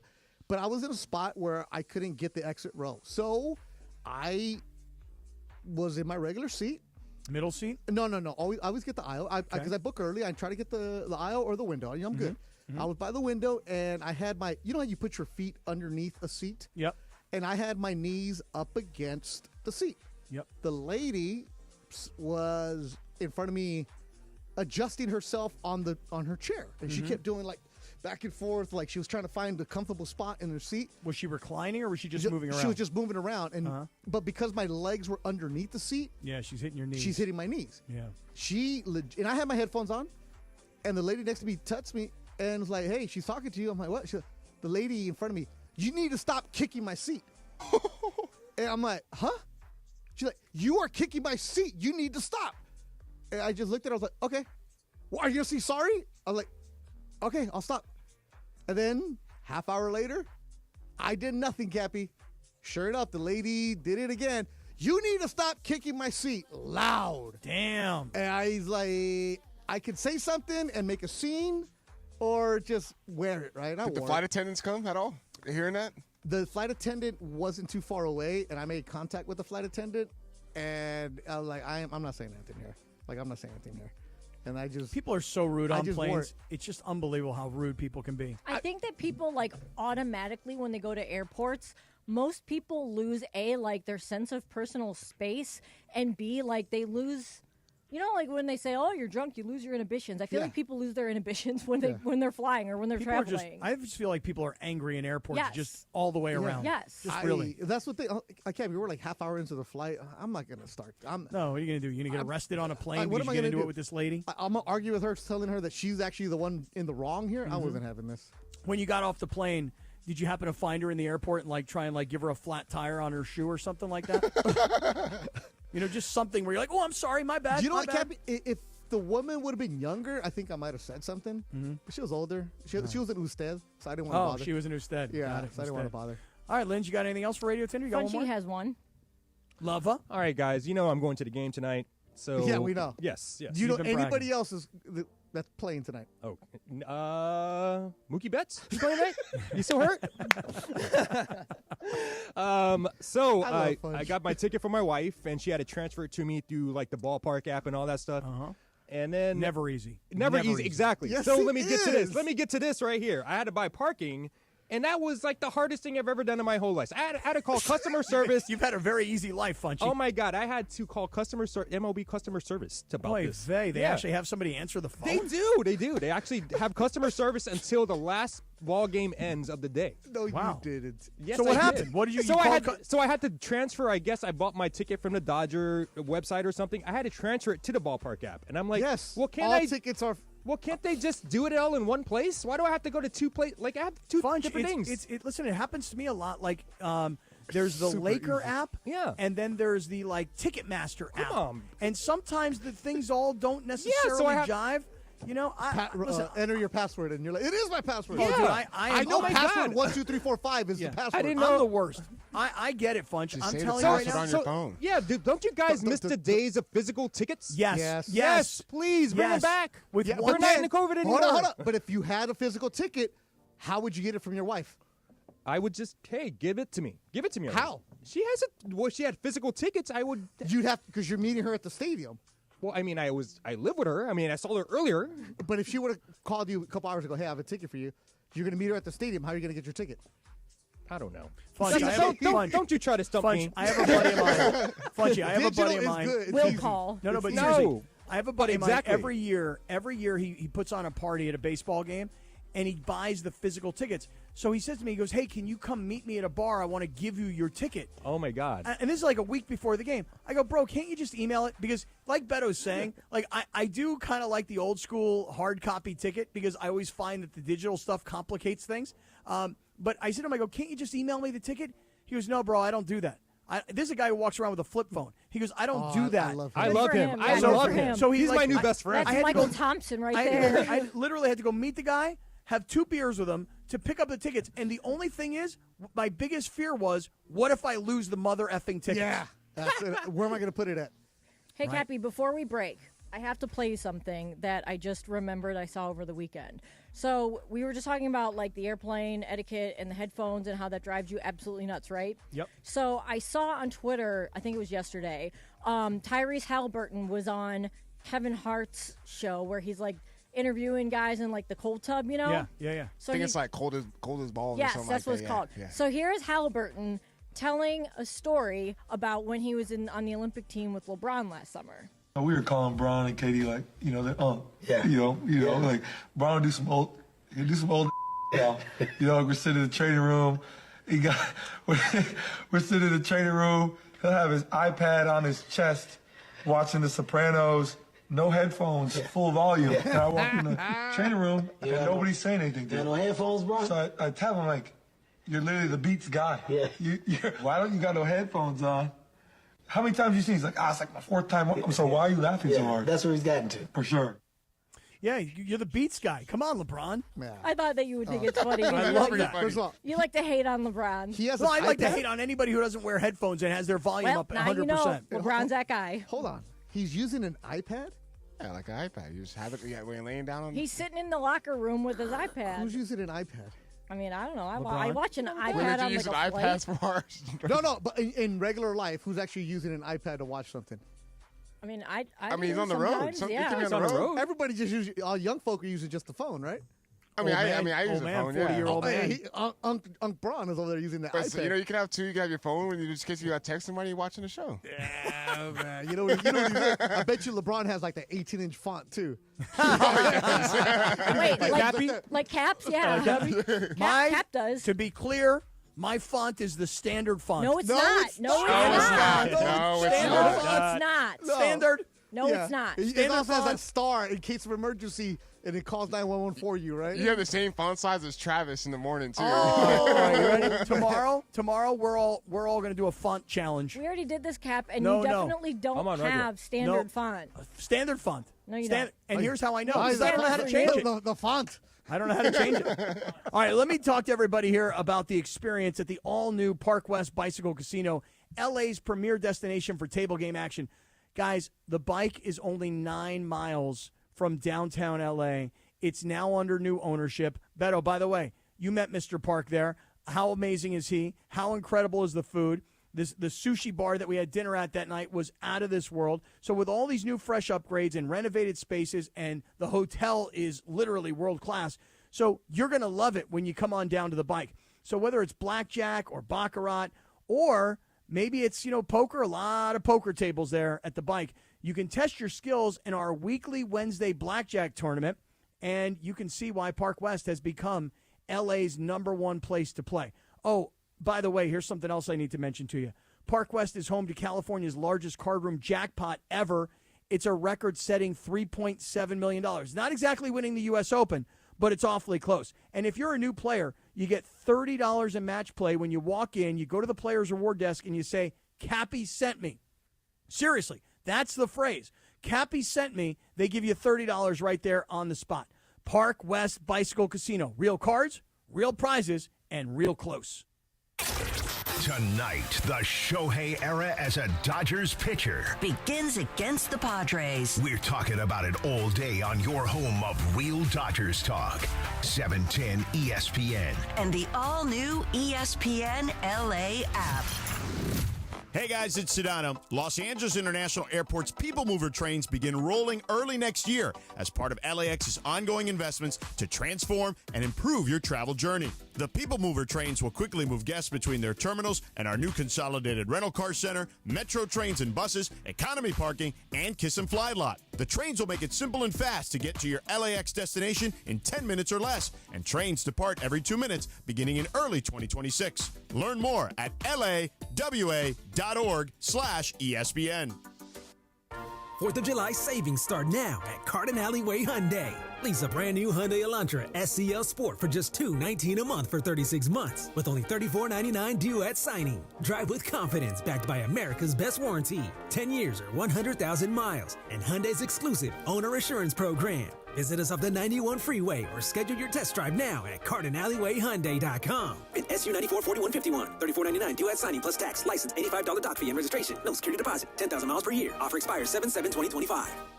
Individuals and businesses with tax problems, listen carefully. Do you feel like you're losing control of your finances? If you owe over $10,000 in back taxes or have unfiled tax returns, we can help you take back control. The IRS is the largest and most aggressive collection agency in the world, and they can seize your bank accounts, garnish your paycheck, close your business, and file criminal charges. Take control of your tax problem now by calling the experts at U.S. Tax Shield and take advantage of the Fresh Start program and new laws that may allow us to negotiate a settlement for the lowest amount possible. Our team of tax attorneys and enrolled agents can stop collections and get you protected so you can take control of your financial future. U.S. Tax Shield offers a price protection guaranteed quote to get you protected today. U.S. Tax Shield is A+ rated with the Better Business Bureau, so call now. 800-687-5192. That's 800-687-5192. U.S. Tax Shield. 800-687-5192. And it is Sedano Kap, your Monday afternoon. Today is International Waterfall Day. It's also National Fudge Day. Nothing like some good fudge on a Monday afternoon. On this day in 1978, Grease premiered in theaters, title track off the soundtrack Frankie Valli. Sedano Kap continues your Monday afternoon right now. Yeah. I love Grease, the movie. Oh, yeah. And I love Frankie Valli. Beauty school dropout. You seen him Oh, lately? yeah. Have I seen Frankie Valli lately? Yeah, like he was on stage. He's and still alive? Yeah, he's Yeah, but almost 90. Yeah, Oh, I was wow. going to say he's in his 80s. Yeah. Yeah, he's. They had that whole Broadway show and movie about his life, right? The Jersey Boys. Oh, that's about him? He still tours. It is about Frankie Valli, isn't it? Well, I don't know. But no, I didn't know Jersey Boys was about him. Well, I'm saying that, and as it's coming out of my mouth, I'm questioning my own. No, it is. Jersey Boys is about him. Is it? Yeah. Cool, Yeah. man. Nah, Grease was cool. I used to watch it a lot as a kid. My sisters were all about it. Like So Beto, Danny I'm. Zuko. Yeah, and I love the movie. I listen. I loved it so much. I even watched Grease too. There's a Grease too? Yeah, you didn't know that? There's a Michelle Grease too. Pfeiffer. No. Yep. Yeah. Hey, you didn't know that? No, I thought it was just John Travolta. I mean, that was it's not. It wasn't. It was a flop. Was it? Yeah, is it that was like, not as popular. Like No, Caddyshack no, no. 2 style? Yeah, Caddyshack 2. I seen that one. Because Caddyshack 1 was Rodney Dangerfield, but Caddyshack 2 was like Jackie Mason, wasn't it? Yeah. Yeah. Yeah. Grease 2 is like the equivalent of like straight to Netflix. No, not even. Not even. You not know, it's even. a good comparison, Lindsay, is Grease 2 is like what Coming to America 2 was. The Oh, only it was difference. good. I liked it. I had no problem with Coming to America 2, but it wasn't iconic I like the have no first problem one. with it either, but it wasn't iconic. Yeah, but it's not like you're going to say, oh, it was terrible, like Grease 2 sounds like. Like Caddyshack 2 was terrible. I don't Yeah, even know. I like what the- Caddyshack too. I don't even remember it. I don't know the plot of Grease 2 Yeah, I saw at all. half of it. Yeah, I never knew. I've never seen Caddyshack 1. Oh, you need Wait, to. hold on. You've never seen Caddyshack 1? Don't know what happens in that movie. I haven't seen Caddyshack I know either. it's Caddyshack I 2. haven't either. Caddyshack's from the 70s? 80s. I just looked it Yeah, up. from the 80s. Probably like Caddyshack, it 1983, doesn't have to be- 84. You don't have to be a golf fan to watch it. There's a lot of good lines. Rodney Dangerfield is fantastic. Rodney Dangerfield's hilarious, and Chevy Chase is great in that movie. When Rodney tells him, hey, they don't allow your kind in here. He goes, I think this club is restricted, Wang, so don't tell me you're Jewish. Okay, fine. Yeah. Yeah. Somebody good life. Well, Yeah. the world needs ditch diggers too. Yeah. I love my favorite is when Rodney like hurts his arm and he goes, I don't know, I think it's broken. And Chevy Chase goes, you're not good. Yeah. And so I just, the whole movie, Caddyshack is There's worth, so many quality lines in there. man. Caddyshack is is worth watching. Oh, try And to there's watch a it then. gopher that you're fighting with. Yeah, Bill Murray And is the like Gophers in Caddyshack too. Yeah, Beto, how do we mention Rodney Dangerfield? We mentioned Chevy Chase. We don't even mention Bill Murray. Oh, Bill yeah. Murray's got the most like iconic scene of the entire movie. Here's It's in the hole. he's a Cinderella boy, tears in his eyes, I guess. And then there's that one scene in the movie. And if you've ever seen the documentary, Lindsay, have you ever seen the documentary about Caddyshack? The Making of Caddyshack? Now, Ever if seen it? I've never seen Caddyshack, why would I want to watch the documentary? I didn't know you like hadn't that? seen it. I I said didn't know hadn't that. seen I it, hadn't. I did not hear that. Interesting. I didn't know that. For somebody who worked at a golf course, I thought you would That is watch it. weird. That is It's a weird. little out of my like time range. No, I it's just- understand.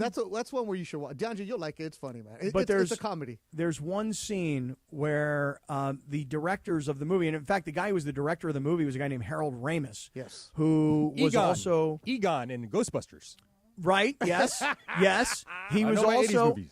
he was the co-star with Bill Murray in the movie Stripes. Do you remember Stripes? Anybody see Stripes? I do remember that movie. I've Where seen it. they joined the army. You remember that one? I've heard of it. I never saw it. Okay, so Stripes is also a hilarious movie. But Harold Ramis, who was directing Caddyshack, he realizes about halfway through the film that the story is about these two characters. You've got Carl, the greenskeeper, who's Bill Murray, and you've got, I'm trying to remember Chevy Chase's character's name. Somebody will hit me up. Ty, thank you. And so these two characters are the two stars, really, of the movie, but there's never an interaction between the two of them. So remember the scene, Beto, where Bill Murray hits a ball into Ty, or no, Ty hits a ball into Bill Murray's place. Yeah, his he lived in Caddyshack. he lived in the greenkeeper's Right. shack. Right, and Legit that's the shack. scene. Right, that's the scene where he, pool, pond, whatever, and he said, "I think the pond would be better for you." Yep. And so they shot that scene completely like with no lines at all. They just said, "Let's go improv this thing and see what comes out of it," because they didn't have any scenes with the two stars of the film. Yeah, he was the greenskeeper, DeAndre, and then they go into his little shack, and there's a bunch of grass everywhere. And he's like, "Oh, I'm just trying to make some new grass for the course, or you can smoke it, the bejesus out of you." Right. Think about the Bill Murray character. That's Ron the Caddy-esque. I'm gonna do a podcast with that guy, man. Oh, that's great, I hung out man. with him. He gave lessons to my son the other day, and he Man, he actually knows what he's talking about, but I got to do a show with that guy. That guy's a character. Ron the Caddy should be a guest on a podcast. No, I'm just going to do the Ron the Caddy podcast. Oh, you want to just do your own podcast about Ron the Caddy? No, with him. He shouldn't be a guest. He should be a star. Just let him roll. Okay. Just like about 10 minutes. I think that's the max we can get out of him, though. Yeah, well, and plus you also got to work on the levels because he's going to be screaming the entire time. His texting voice. No inside voice. No inside voice. Yeah, we don't need a microphone for him. We just share one. So, Funch, let me hear. You mentioned that you're going to this Dodger game tonight to see Ohtani make his debut, and you said you had a lot of problems getting parking, which I don't know if that's an exclusive Funchy problem. Well, I had to log on to the MLB thing, and I don't have my password, and then you have 2 passwords for the MLB thing for it ballpark. Does, right? Yeah. Right. So how much was parking ultimately when you got it figured out? $35. Oh, that's not terrible. Yeah, it's $40 if you just pull up. So he could have paid an extra $5 for peace of mind. Man. I saved it. I got a jumbo jack and some fries out of it, man. Oh, really? $5, man. Beto, what are we going to eat on Wednesday night when we go to the Dodger game? What's the number one thing we should eat? Because I'll tell you this right now. I was at Petco Park. Not some agua calientes? No. This is a conversation for off the air because we got to figure out what the budget is. Okay, because let me tell you something. We're going straight from the studio. I would like to. Me and DeAndre, we're going to crash your party. You guys can come. You guys are welcome. Yeah, I'm there. I mean, it's a listener award-winning show, so yeah. Me, do you want Funch you in? Let's crash the party. Funchy ain't going to 2 games in 1 week. Hey, too much for me. Hey, if the room, I can fit all of us in my truck. Okay. Do you mean does somebody have to sit in the bed in the back? See, I almost said something. I had to get some permission from my I wife. almost said something. Anything that can go in the middle. He's skinny. Anything Fungy can do to get out of having to watch a potential NBA Finals game. Of course. Playing the next day. Right. See, isn't Let's it go. funny how he's always got something scheduled Let's on go. the days of the Funch, finals? I know. At least Funchy can write this one off to I went to see Ohtani get his exactly. first start. Oh, yeah. That's why I wasn't Direct watching the function, NBA too. Finals. Hey, you like this one, Funch. Yesterday, when the kids took me to dinner afterwards, we went to In-N-Out, right? I'm not fancy. Yeah. We drove by an Olive Garden, and my daughter used to love Olive Garden, right? Yeah. Italy. And I was like, hey, Michaela, let's go to Olive Garden. She's like, no. What? Oh. Already got expensive tastes already, huh? Because I took her to Italy, so she knows what good Oh, I'm Italian sorry. is. And also, her palate has expanded from no longer Happy Meals. So, Ain't nothing wrong with a Happy Meal, Beto. Don't be judging. All right, stick around because let's start looking at the NBA Finals Game 5 tonight. George is there calling the game. You'll hear it on ESPN Radio, which will happen right here on 710 at 5:30, and then we'll stay on for an extra half hour on YouTube. But I want to talk to everybody about the East Central, my home away from home. And by the way, I will be there tomorrow night. I'll be there Wednesday night. I'll be there Thursday. I mean, I freaking live in a hotel like 2 to 3 days a week. But I love the East Central because the people who work there, when you travel a lot for work, they make it feel like home. It's the people that work at the Nixo Lounge, whether they're making breakfast in the morning or they're giving you a cocktail at night. It's the great brand new gym that has all the equipment you would need in a hotel gym. Okay, it's the front office and the front desk staff that greets you when you walk in. The people are what makes the East Central so special. And then, of course, throw on top of it the best location in downtown L.A., right across the street from L.A. Live. So when you're at that Nixo Lounge at night, there's the feel and the vibe of downtown L.A., but you're up above and you're having a cocktail and you're having a great time. And the rooms are the biggest rooms of all the hotels in downtown L.A. It's been there for a long time. They didn't convert it to make the rooms smaller so they could pack more people in. You're going to be very comfortable at the East Central. So the next time you want to come to downtown L.A. and you don't want to drink and drive or you have a big plan for the weekend, come stay at the East Central. EastCentralHotel.com is the easiest way to book online. EastCentralHotel.com. The East Central Hotel in downtown L.A., entertainment's official address. Let's go 30 minutes commercial free next. Tonight, I showed up to the the hospital and was Shohei. told I couldn't see my children. Then I showed up in court and was told they may not be mine. Then I was accused of anything and everything.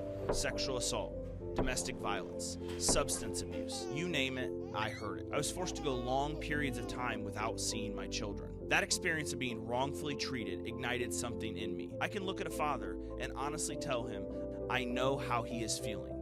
I've been there.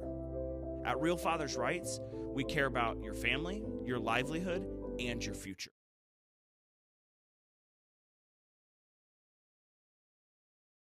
$1100 South Euclid in Fullerton, just off the 91 freeway. Go to OceanSubaruOC.com. That's OceanSubaruOC.com. Ocean Subaru of Fullerton, where every journey starts with love. When pain keeps you from doing what you love, Hoag Orthopedic Institute gets you back to you. We are ranked number 18 in the nation and number 1 in Orange County for orthopedic and spine care by U.S. News and World Report. From the surf to the green, our world-class doctors are there, which is why more Californians choose Hoag Orthopedic Institute for orthopedic and spine care more than any other hospital. At Hoag Orthopedic Institute, there is no one better at getting you back to you. Proudly founded by premier physicians in partnership with Hoag. Learn more at HoagOrthopedicInstitute.com. There's nothing like when you get that part from eBay and it just fits. Yeah, the first time. So you can do less of this and get right back to more of this. At eBay, you'll find all the parts you need, guaranteed to fit, at prices you'll love. Sounds good, doesn't it? eBay. Things people love. Eligible items only. Exclusions apply. Need assistance with door and window projects? The Home Depot can help. From inspiration and materials to ordering and installation, our free Millwork virtual apron service can get you moving and doing. Plus, we speak Spanish too. Our associates can help you tackle complex jobs without you leaving the job site, saving you time and money. Call us at 1-833-HD-APRON or visit homedepot.com/MBA. The Home Depot, how doers get more done. Hi, it's LeBron. The Lakers play here. 710 ESPN. KSPN, Los Angeles. A Good Karma Brands radio station. This is the city, Los Angeles, California. It's 5 p.m. in the Southland. Turn it up, man. Time to blow that 5 o'clock whistle with Sedano and Cappy. That's right, it's the 5 o'clock hour on Sedano and Cap. And it's time for 30 minutes non-stop. Sedano and Cap on 710 ESPN. With fun and frivolity, tomfoolery and hijinks, and Cappy doing his thing. Thanks to our friends at Real Father's Rights. Real Father's Rights, the father's rights attorney. Visit RFR710.com or call 833-ESPN-710. Let's do it, 5 o'clock in the Southland. 30 minutes of non-stop Sedano and Cap starts now. You ready for this? And time for the Real Father's Rights 5 o'clock hour on 710 ESPN. Let's do it, Jack! Bing, ba-da-bop. Ding, da-da-bop, ba-da-bop, ba-da-doom, dee-da-bop. Boom, dee-da-bop, dig-dig-dig-doom, da-da-bop. Cappy's in the zone. Boom, dee-da-bop. Cappy knows Rodney Dangerfield. What a night. Woo! What a night we got tonight. Seriously. Like, you got the NBA Finals Game 5 in a series that's tied 2-2. Yeah. And I will tell you that for all the debating that went on here last week about who's into the finals, who's not into the finals, why we are, why we're not, et cetera, I'm going to make an admission right now. I'm way more interested. I'm infinitely more interested tonight in the Dodgers and Ohtani versus the Padres on Blake Snell bobblehead night. Way more interested and will be way more zoned in than I am on the NBA Finals Game 5. Absolutely. You should be, because this is local right here, right? This is hyper-local. This is what you want to do, because it's a lot of fans are Laker fans. And if the Lakers aren't in the finals, they're not watching it, right? It's simple as that. If your team's not in, are you really watching it? Hardcore basketball fans are all about this. People that like to gamble are going to be watching about this, right? And then the line went from 9 to 9.5, Cappy, for OKC. So it's been moving a little bit. But no, if you have one chance to put it on the TV, you're putting Dodgers. And then OKC is going to be on the iPad like LeBron. That's what you're going to do. And, like LeBron on his chest. Huh? College World Series, LSU is beating UCLA 4-3 in the third inning. All right. Yeah. All right. Good for that update. Okay, so let me ask you guys all this question. What do you think happens tonight? I want everybody to chime in. So, okay, Indiana takes game 1. They make this dramatic comeback. Nobody really gave them much of a chance to going into the championship round. Okay, fine. Indiana scores. They made all these dramatic comebacks throughout the playoffs. They did it against Milwaukee. They did it against New York. And they did it in game 1 of this series. So, okay, it's 1-0. Then Oklahoma City comes back, blows them out, blows their doors off, motorboats these dudes, and everybody goes, well, wait a second. That's kind of what we expected. Game 3, Indiana goes home. Good, solid win. You're playing in front of the home crowd. Game 4, Indiana's got that game. They've got that lead late in the game. And Shai Gilgeous-Alexander does what an MVP is supposed to do, takes over, and leads his team to a victory. Now it's 2-2. So 3 games to go potentially. Beto, Oklahoma City tonight, like you just mentioned, now 9.5 points, or is it 8.5 points? I saw 9.5. Okay, 9.5. It went from 9 to 9.5. So 9.5 is like saying this is not going to be tough work per se. I mean, an NBA regular season game, 3 points, 4 points, 9.5 points in the championship. Crazy. Everybody in Vegas expects Oklahoma City to beat them up tonight. What happens? This series is done. I said OKC in 6 when we started this, and I'm going to stick with that. And because of the way that OKC won Game 4, that was a game that it was Indiana. When I started watching it, because I was working that night, the last 4 minutes, I'm like, oh, Indy's got it. And then all of a sudden, nothing. OKC took that game, took control, finished it. And that, for me, right there, was like, this was Indiana's series, and they gave it away right there. OKC, sensing this, game at home tonight, I think they're going to be taking care of business the next 2. DeAndre, you're a ball knower. What do you think? I think Indiana had a chance to really go up 3-1 in that last game. So it's tough going back on the road to Oklahoma City, to OKC, knowing how they do at home. I mean, obviously Indiana got that one. It was just tough, man. But I just feel like the way that Thunder's style of play is going into this game, I just feel like OKC is going to win this one. I think it's going to go to Game 7. Actually, though, I think the Pacers wouldn't be surprised. Yeah, I think the Pacers are going to win back in Indiana, and I think Oklahoma City finishes back at home. So I took Indiana to win the series, mostly because no one else did. So I was like, okay, I'll just because if Indiana wins, Beto, I come off looking smart. And if Indiana loses, it's like, so what? They were monster underdogs. Supposed to. Okay, right. All right. I see you. I see you. So at 2-1, I wasn't exactly doing a victory lap quite yet, but I was feeling pretty good. And I was feeling good in Game 4, like, oh, man, they're going to take a 3-1 lead, and then everybody in the country is going to be like, oh, man, Oklahoma City's in big trouble. So I really want to I want to see Indiana win tonight, but my gut tells me that they're not going to be able to win this game tonight. Although, what does your visceral fat say? Well, that's unfortunately covering my gut. The visceral fat is covering the gut. So this is deep inside now. My gut tells me through all the visceral fat that Oklahoma City is going to wind up winning this game tonight. And by the way, I hope I'm wrong. I really do. Cap, they'll win tonight, but then they'll go back to Indy, and Indy will win it, and then it's going to go 7 games. That's what I think. Just like DeAndre said. So there's 2 right there. Okay. And I think Indy will probably win it in 7. Well, let's talk about Game that. 7 on the road. Well, let's jump into that for a second, because here's why. We were having this conversation before the show today. Lindsay, you got to break out some of this data. So the thing is this. You know how George has said, and I know a lot of the national observers have said, that these 2 teams look finally like they're really fatigued, like they're really finally exhausted. And by the way, it stands to reason, right? I mean, you go through the preseason, you've played 82 regular season games, there's the in-season tournament. You got to get, to get this far, you got to play a ton of postseason games, tough games. I mean, Oklahoma City went to 7 with Denver, and that was a brutal series. So the question is, which one of these 2 teams has anything left in the tank? And when you look at the 2 rosters, Indiana has more championship more players who have won or been involved in championships than Oklahoma City does, and therefore the experience is actually on the Indiana side. Lindsay, talk us through this. So SGA in his postgame, because they talked a lot about fatigue being a factor for both teams, but more so like SGA. People kept saying how he looked gassed. He was asked about it, and he said, like, a lot of us haven't played this late into the season, and this takes a big toll on us. They're not used to it. Like, most of those guys have very little, if any, playoff experience. And then on the other hand, you've got the Pacers, where you've got Pascal Siakam, who won. He know what it takes to win an NBA championship. He won in 2019 with the Raptors.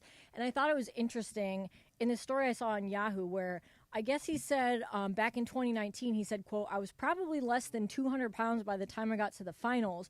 I was this skinny. All the weight that I lost through the playoffs, it was so much." So, I mean, he's literally talking about he lost like 30 pounds just through the end of the season, the regular season, till when he got to the NBA Finals. And now he said that experience has helped him kind of like pace himself and figure out like the best habits as far as like dealing with the travel and the eating and the fatigue and all that kind of stuff. Whereas, there's George kept saying all season that this is the youngest team, in whatever NBA history to win all these games. And you've got 3 guys that have played over 60 games in the NBA playoffs, and like the closest that you have to that is Alex Caruso. And yeah, he won a championship, but that was also in a COVID-shortened season.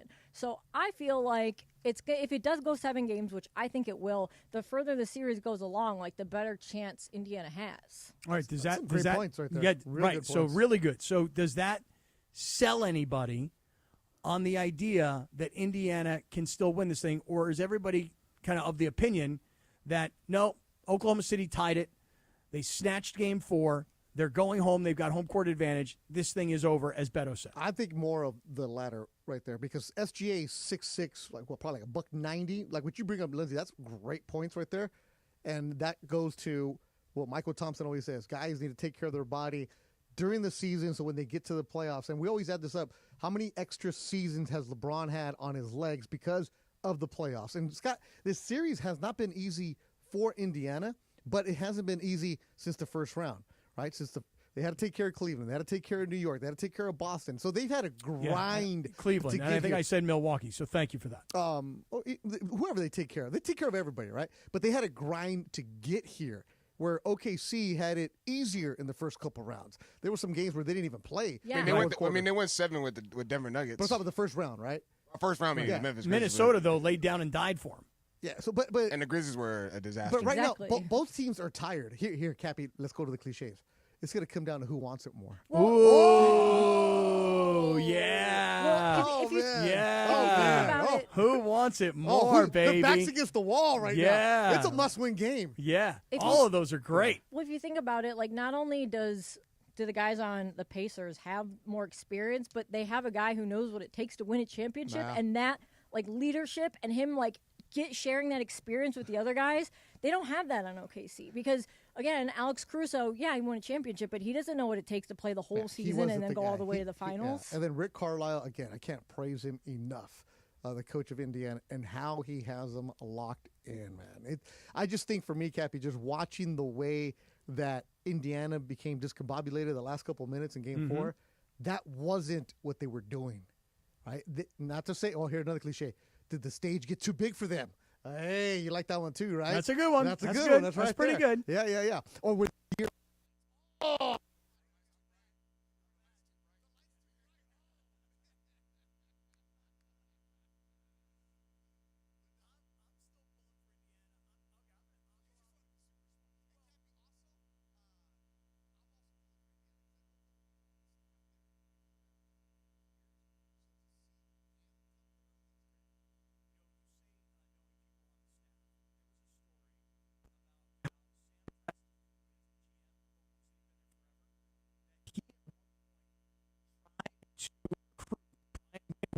ESPN to come work in the front office for Oklahoma City.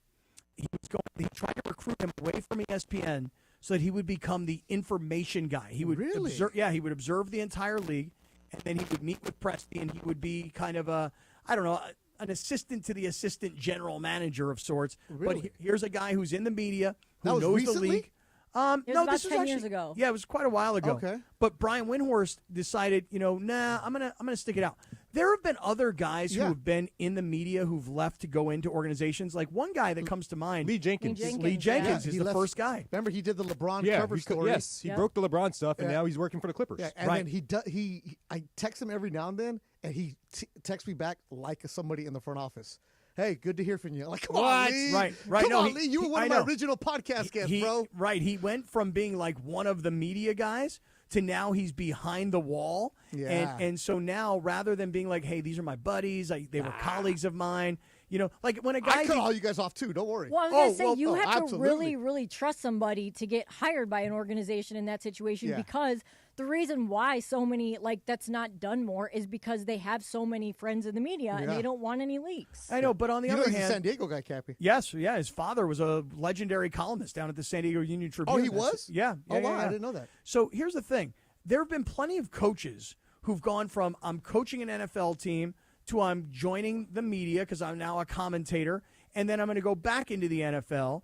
And when they do, there are certain relationships that they have with them. Like, I think about if you were the coach of the Saints, and then you became a Fox NFL analyst, and then you become the coach of the Broncos, well, you've got relationships and friendships with the guys who you used to work with at Fox, right? Little Sean Payton? Right, so I'm using him as an example. But there have been other examples. I mean, there was a guy. Well, hey, listen, I'll give you. Oh God, what was his name? I just lost his name. Brian. He was the head coach of the Ravens. They won the Super Bowl. Brian Billick. Brian Billick. And Brian NFL Billick. Network, right? Brian Billick started as a PR guy. Come on, really? Oh yeah. Brian Billick was started in the PR department and then elevated to become head coach, which is a very strange, way of getting to becoming a head coach. But there was a guy years ago, Beto. He used to be the he was the assistant general manager to the then San Diego Chargers. But prior to that, he was also like a newspaper reporter guy. And then he became the GM of the Carolina Panthers. I think his name is Marty Herney. You'd have to really double check me on that. But Don't worry, Neil in the YouTube chat will double check me. Neil is like my checks and balances system. Yeah, Neil in the doesn't YouTube have chat. a job. He just listens to your show all the time. Okay, so here's the thing. There have been plenty of examples of guys who've gone from I'm working in media to now I'm working for an organization. Well, John Hollinger did that from with the Memphis Grizzlies. He's from the Athletic now. He left the Athletic, went to the Grizzlies, and then came back. Okay, interesting, right? Yeah. So here's the question. Windhorst had the opportunity to leave ESPN and actually become part of the league, right?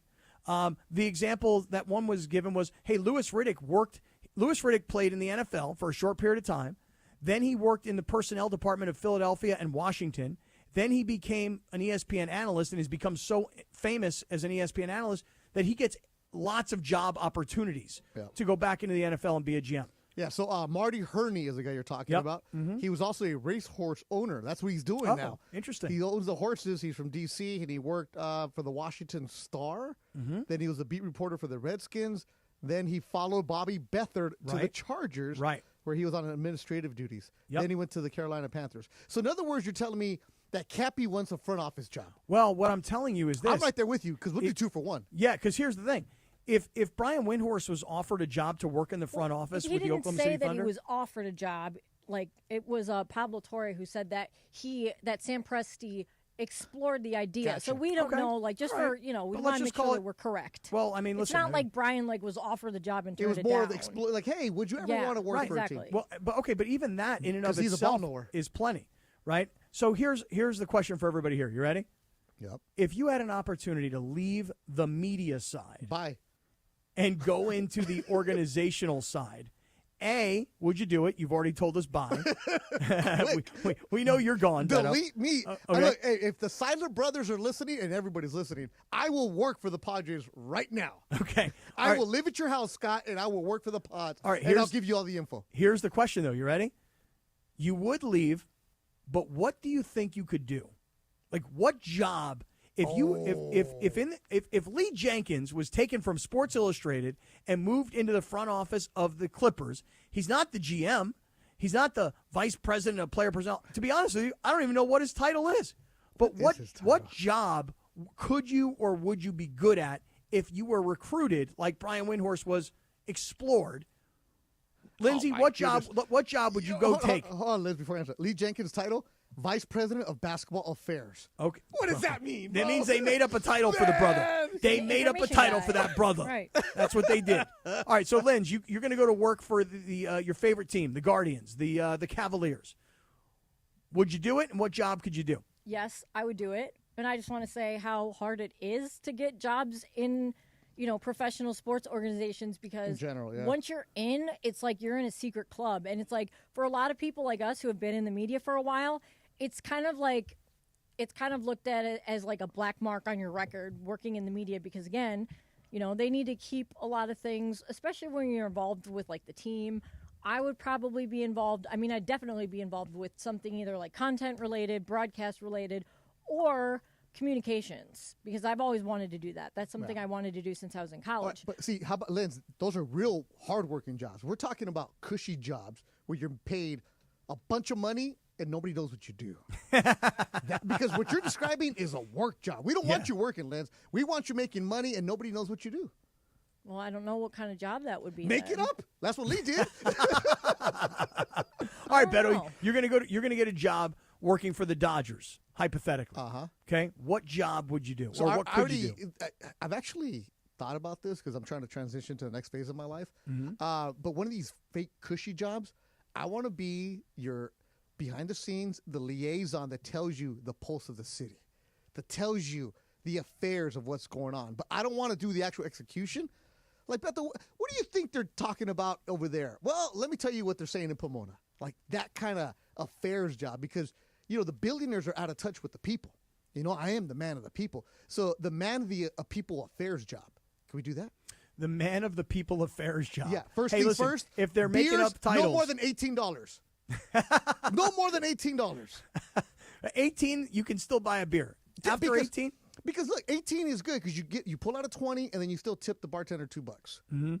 Right. Still a little much. Couldn't you do like $12 beers and then you give them like 20 and you take 5 and you give them 3? I mean, we got to be realistic. Nobody's ever going to do $12 beers again. All right. So you're the man of the people affairs guy for the Dodgers. So it's like, hey, because I know a bunch of stuff that's going on. Like, for example, J.J. Spawn is throwing out the first pitch for you, right? Boom, let's go. Those kind of things. Understanding what's going on around the town.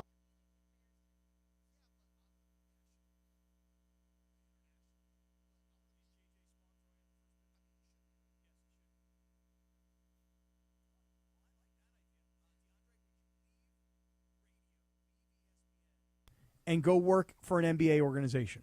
I would. Yeah, especially the role I would ultimately want is like in the scouting, not necessarily like going finding certain athletes and talent, more on like break down little film and pregame they're sitting down next to the player and they're breaking down like, okay, this is what they do, this is what they don't do, this is what they do well. Kind of like stuff like that. I'm a basketball junkie. But as far as like how did you word it better? Like a role that no one knows what you're doing? Like nobody knows what you're doing. I just want to be that guy that's like, all right, go talk to that media. Or like, look, right here, the Ace of SoCal says he wants to be the vice president of Gaslamp Affairs. Okay. Right? If you're working at the Padres, Gaslamp Affairs, got to make sure everything's good around there. All right. Funch, what do you think, man? Could you? I want to be in charge of the food at the stadium. Can I do that? Yeah, why not? What would you do? I would try to make it a lot better if I could. A lot better, hot dogs and nachos and, food from the city, too. I know the Dodgers try to incorporate a lot of things from the city, but I think they could do a little bit more. But Cappy, here's what I really want to do, though. I want to work for the NBA, the European consultant. Mm-hmm. Ooh, right. Yes. So you have to go around Europe and hang out and look, file reports. I got to find out if there is a 7-footer in Ibiza. Mm-hmm. And I just got to make sure. And if he's not in Ibiza, I got to go to Florence. I got to go find these 7-footers that are generational talents. They got a lot in the south of France during the summer. It's a good time to go there. If there's one in Monaco, okay, I'll go. Yeah. I'm kind of with you, Beto, in thinking about what's next in life, and I don't mean like in the next year or 2 or 5 necessarily, but it could happen. Okay, you ready for this? If and when my boy gets an NFL head coaching job, NFL head coaches now have like a chief of staff. Oh, there you go. And the chief of staff is kind of like the head coach's right-hand guy, So, like, the head coach can coach all the coaching staff and know the game plan and make decisions on Sundays. But, like, every other detail of life, it's essentially becoming the CEO of the coaching staff. There's a CEO of the organization, but the coaching staff actually needs, like, their own CEO, if you will. So I'm kind of thinking that if and when my buddy becomes an NFL head coach, rather than saying, hey, man, can I be the special teams coordinator? I'm thinking to myself, let me run kind of the entire coaching staff so that you guys can coach and concentrate and focus on game plan and decision making and everything else. And I'll deal with all the other stuff that you guys need to deal with. What do you think about that? Chief of staff of a coaching staff. What's the other stuff? Oh, there's so much that goes on, Linz, that like these coaches have to deal with, that if there's a person, and most of these teams now have one, that there's always one. You can run. You're running the staff for them. Hey, I need this to deal with tickets, or I need this to deal with family travel, or I need this. I want to go see a concert at the Hollywood Bowl. Or just literally. I got a guy, right? I would be the guy. When they say I got a guy, I'm the guy. And then I got a network of guys everywhere. Oh. Cap, you should have like Justin should be like the get back guy, or like AVP's like assistant or something like that. Get him in with the Rams. Oh well, I'm thinking that when he becomes a head coach, And by the way, everybody who shakes hands with Sean McVay at some point gets to be a head coach. I'm hoping that he becomes a head coach here soon, next couple of years. And yeah, now I got a job for me and my kid. How about that, Beto? Cappy, you're the wolf. The wolf, Winston Wolf. You're the wolf. That's right. It's 7 a.m. and you're in a tuxedo. Right. You sending the wolf? Feel better, mother effer? Hey, why'd you tell me that we were sending the wolf? Let's go. Oh, come on. This is some gourmet coffee right here. Right. Keitel? Yeah, Harvey Keitel. I'll be the wolf. Exactly right. Yeah. All right, we're getting ready tonight now for two things, two major sporting events. NBA Finals, Game 5. George is on the call. We're going to that here in about a minute and a half on 710. So if you're listening on the radio, you're driving around, you're cruising around, if you want to listen to George and the call of tonight's Game 5 of the NBA Finals, that's coming up in about a minute and a half. On the other hand, if you want to hang out with us, we're going to play Big Deal or No Deal. We're going to get into a bunch of other things that we still haven't gotten to yet today. That's YouTube only, right? That is YouTube because only. I want to go in after these fools in the YouTube that don't like me. Okay. Yeah. We'll jump all over these people. Dude, you can't be hiding behind the name and tell me you don't like me because we put our face out there. Let's go. Show yourself. Yeah, right. Yeah. So Actually, not really. I don't really care. So here in about a minute, less than a minute, we're going over. 7:10 takes you to the ESPN's presentation of the NBA's final Game 5 tonight. We are going YouTube, Twitter, Facebook, Twitch, every other platform. We're going to stay on and we're going to hang out for the next half hour, and we're going to take everybody up till 6 o'clock. So you decide. You want NBA Finals on radio? You want to come hang out with Sedano and Cap on all the different platforms, starting with YouTube. You guys decide. All right? You ready to go here, DeAndre?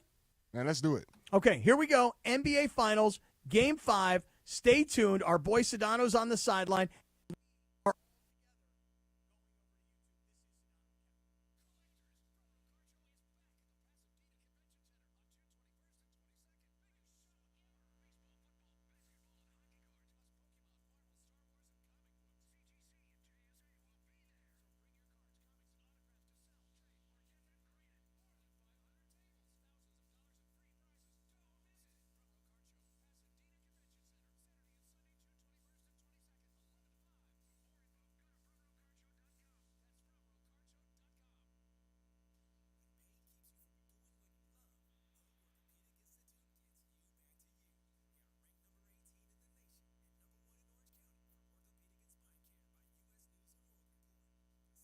To the green.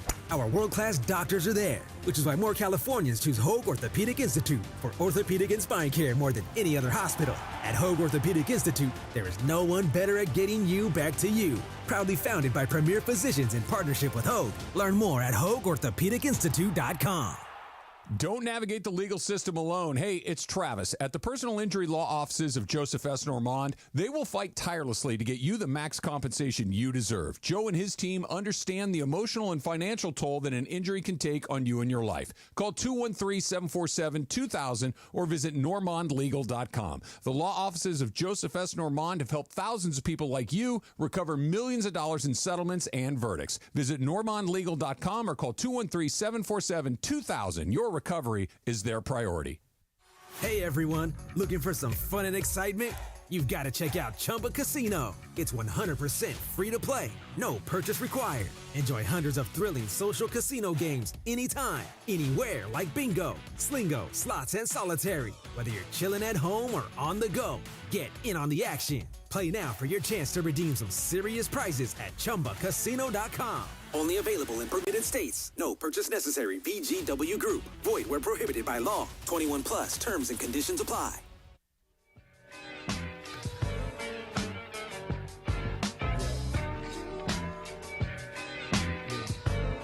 Hey, it's Sedano and Cap, and we are now off the radio, but on YouTube, Twitch, Facebook, broadcasting on all the digital platforms. Yeah. And for those of you that are watching, hold on, before I get to Beto, hold on. You know, you're playing a little Ice Cube. This Saturday, June 21st, what are you looking at, Beto? You can't hear it? Now you can. Yeah, I had to change that. Sorry about that. That's all right. This Saturday, June 21st, when the Dodgers play the Nationals, It's Ice Cube bobblehead night. Oh, damn. Now let me tell you something. Listen, I got this Ohtani bobblehead sitting right here on my desk. I know you guys can see it. If you full screen me, you'll be able to see my Ohtani bobblehead. I keep it in the box. But I'll tell you right now, the Ice Cube bobblehead, I'd like to have one of them. That would be fly. I don't have any need for the Blake Snell bobblehead tonight. I don't really need the replica trophy. That's tomorrow night. Wednesday, Beto and I are going to the game, and we're going to get the gold player jersey. But on Saturday, the Ice Cube bobblehead, I like to have that. Why? I like Ice Cube. I'm an Ice Cube fan.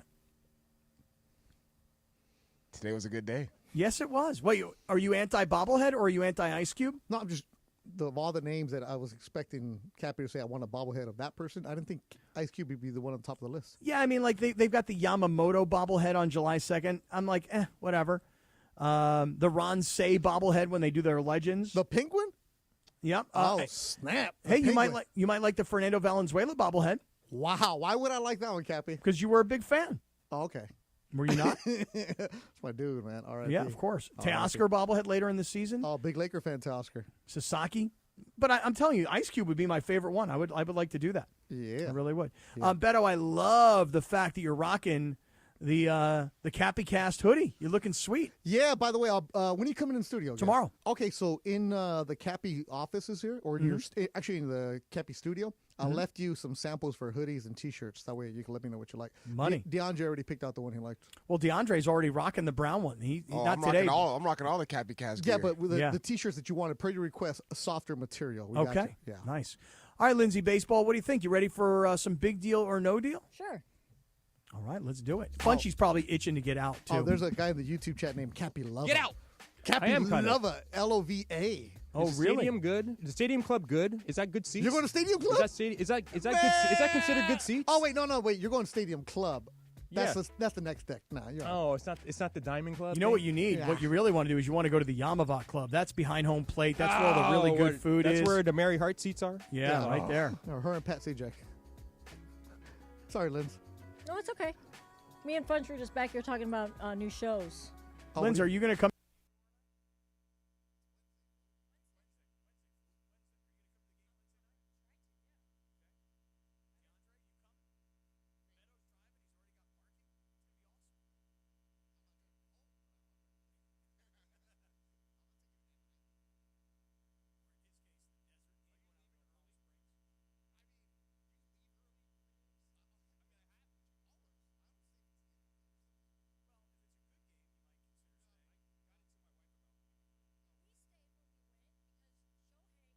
Because had Shohei could have another tied at bat, yeah. I base it all off of where Shohei's at, Yeah. if he's going to hit, and if it's a game winner. And we're like, he could hit again and win the game, so we Well, better what stick if it's around.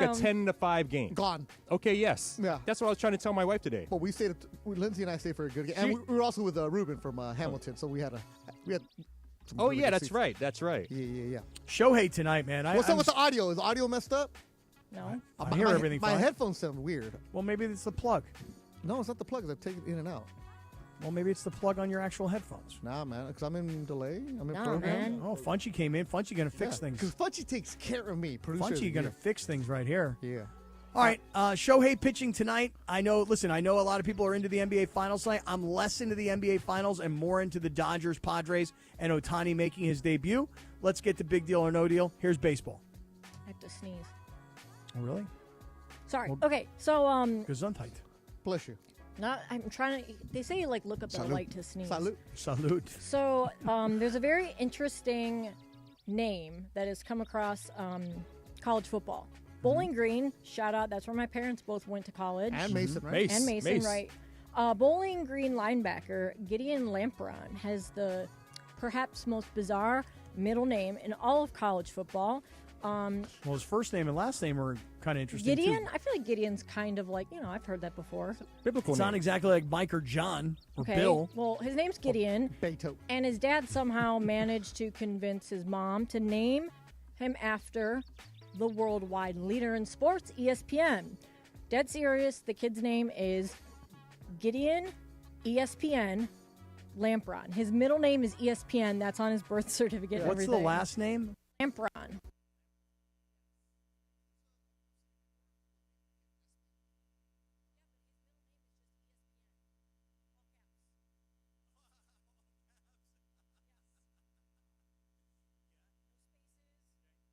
There's no LA.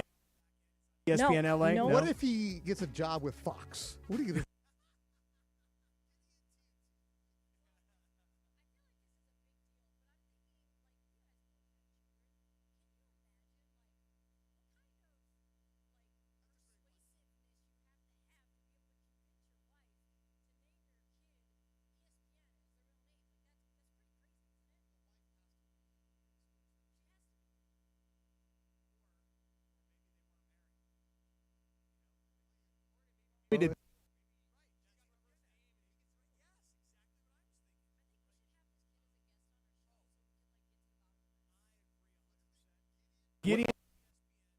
Lampron. Like, he can't turn us down. We are his birthright, you know. Like, but what? This is big because what if the kid grows up and he's not a sports fan? Well, he's playing football. No, that's right. No, but I'm saying when he's right. What if he ends up becoming a kid who is like super into everything else but sports, like gaming or something? Yeah. Well, the good news for him is he probably goes by Gideon rather than ESPN. Does anybody call him ESPN? I don't know. That's why I think we need to investigate this further and have him as a guest on our show. This dude looks like he's 6 foot 220 from LaGrange, Ohio. Yeah, that's kind of like the boonies. Any stats on the kid? Like, does he play? Yeah, so he transferred from Dayton. Yeah, so he's a 250-pound redshirt freshman. He made one start. He finished 6th on the team with 51 total tackles. Okay, so he's a player. 32 of those tackles came in the last 5 games of the season. He had a breakout year once he transferred and recorded 99 tackles, 56 solo, 6.5 sacks, and 2 forced fumbles for the Flyers in 2024. So in his bio for Bowling Green, there's a brother named Gabe, son of Jennifer and Marty. Middle name, ESPN. No, they named all their kids with the middle name ESPN? No. His middle name is ESPN. It's in his bio. Oh, I thought you were saying the brother's middle name was ESPN also. Nah, the brother's Gabe. Nah, the brother's name is, DirecTV. All right, I'm doing this, Cappy. I'm going to let's see, when is the next? We have Thursday is the next finals game, right? So we have a YouTube-only half hour. Yep. Be a great place to have. Hey, I have a buddy of mine who was the athletic director there at Bowling Green. Really? Yeah, until about 2 years ago, he got fired. Oh, I was going to say. Yeah, his name was Bob Mooseburger, and the moose is loose. He went from San Diego State back to his alma mater. How do you say his name? Asminger? How old is he? I'm sorry, it was Mooseburger? Mooseburger. Not like Musburger, like Brett Musburger? No, not Brett Musburger. The moose is loose. The Mooseburger. So it's like you've heard of other kinds of burgers, you know what I mean? Like a bison burger. Yeah. And my boy Bob Mooseburger. Sorry, folks. The moose outside should have told you. Yeah, right. Sorry, folks. Park's closed. All right. So, hey, Cappy, everybody in the YouTube chat says the audio is choppy and it's hard to hear us. Oh, really? It's because our internet here is terrible. Sorry, what can I say? So what's going on, kids in the back? What do we got? Yeah, what's the issue? And by the way, listen, our internet hasn't been working for me all day. I'm back here like mother effing every other word because I can't even click on a link without it taking like 10 minutes to load. Really? Hey, by the way, I'm very Beto, animated about this because I'm very annoyed. Beto, no, because if we're doing YouTube and there's no audio, right? Then we can hear each other. We can't help it if the internet's messed up. It's not the internet. It's got to be us. Well, then let's go. Let's go to the Dodger game. Hey, I'm just telling you that the internet has been bad for me all day. No, Beto, you're right, I think Cappy Lava in the YouTube chat is your son. No, if I had to take a real guess at it, that's a Dead Meow cover right there. No. Dad broke up with us. No, he did not break up with us. Did. Dad is not. Dad was at the bike with us. All right. Well, let me get. Anyways, he's no longer listening. Anyways, move on, Linz. So yeah, Cap, you want to have him on as guest? Like maybe we could do this Thursday. Beto, you'll be back Thursday, right? Yes. I want to. I feel like we need to get down to the bottom of this. We need to have ESPN, the kid ESPN on. Yeah. Hopefully he has a good personality. Because what if he's like, then we get rid of him. Yeah. We're turning off ESPN. Get out. Yeah. Exactly. All right, Linz, what else you got in a little big deal or no deal? All right, so I saw the story. It was kind of sad on the New York Post. It was like Dear Abby story. And it was about this woman who lived with the love of her life. They were together for like 25 years. But then he passed away due to an illness. And they owned their apartment together. And she said that now she's scared to live in the apartment because she thinks that he's haunting it. So I wanted to ask you guys, if your significant other died where you live, would you still be able to live in that house? Nah, gone. Really? Yeah, man. I feel like it would be way too hard. It's too hard because if I had a significant other, I would actually care about her. Now it would be like too hard, man. Every single thought, every single memory, everywhere you look, like there's no way I'd be able to survive like that. I kind of feel like if me and Roro Rachel were living together, and hypothetically she died before me, which I'm guessing is not likely going to happen, I would probably want to stay in our house. Like, hey, this was our place. Like, this is what the place we had. This was our home. But what if she died like very prematurely? Like, not like when you're in your 80s. What if it was, sooner rather than later? And Well- you still have like half of your life to live. Yeah, I guess the hard part would be this. You ready? Hypothetically, you lose your partner, like you say, prematurely at a younger age, and now you're going back out on the hunt. And now you bring home a lady. And now you're bringing that lady back into your place that you used to have with you and your lady. Now you got a new lady. And she's not even really your new lady. She's just somebody there for the night. Yeah, that might be a little weird. And Rachel would haunt you, Yeah, she might. It would never work. Yeah. I don't know. How about you guys? Could you guys... I couldn't. One of my best friend who passed away a couple of years ago, as soon as he passed away, his wife was like, I'm out of here, because she thought it was just like so sad. And like to your point, all the memories and like everything, everywhere you look, it's just like, oh, it's just too sad. I'm just thinking about my grandparents. Like when my grandfather died, it's not like my grandmother up and moved. And then when my other grandfather died, my other grandmother didn't up and move. But they if you're stayed. old, then yeah. Yeah, if you're like old, yes. Did my wife die in the house? She died in that room. She died in a room? Yeah. I'm keeping the house. I'm sorry. Yeah. I'm sorry, wife. Fudge. What if the cat died in the room? Oh no, man. We gotta get rid of the house, man. Yeah, gotta move. We gotta move, man. Gotta move. She's gonna bring bad vibes, man. Yeah. Hey, those things are scary if they're haunting you. Fun. You'd be the kind of guy that would do like the pet cemetery thing, where you like want him to come back to life. I don't know. No. That movie doesn't. Oh, it's hard for me to watch. It's hard for me to watch that movie. Oh yeah, for me too. All right, audio is back to being good, they say. Okay, great. Internet is stabilized. All right. Coincidence? Very good. I think not. Oh. Just saying. Damn. Good job, Damn. Liz. The internet here is never Same good. day that Epi goes to jail, the internet goes That's out. right. Right. Not Epi. That's Ipe's brother. Epi. EpiPen. EpiPen. Yeah. Hey, wait. I got a question. Do you guys think that Ipe is watching Shohei pitch tonight? Like from prison? Oh, yeah. Maybe not on the first day. He might be busy. Dude, Ipe may have a bet on this game. I mean, he surrendered himself this morning. Do you think that everyone like in prison goes up to him and they're like, hey, man, what's the line on You think Epi went to jail instead of Ipe?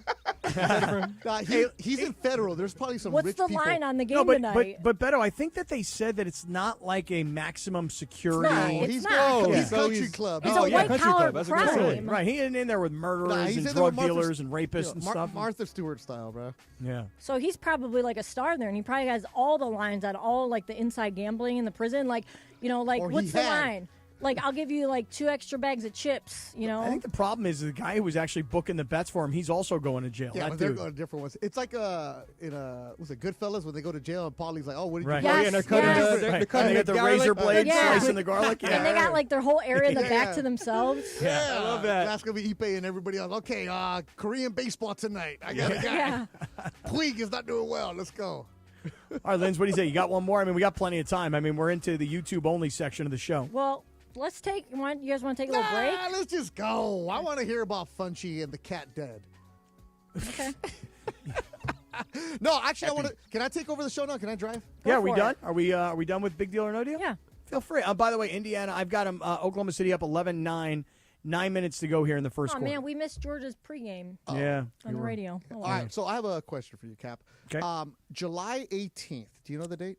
July 18th. It's a week after our softball extravaganza, so it sounds like a Friday. Uh-huh. Okay. Lindsay, is Cappy working July 18th? I can tell you I am. As far as I know. Okay. Yeah. I want to request July 18th off Okay, tell me. because I'm taking DeAndre and Funch to Del Mar opening day.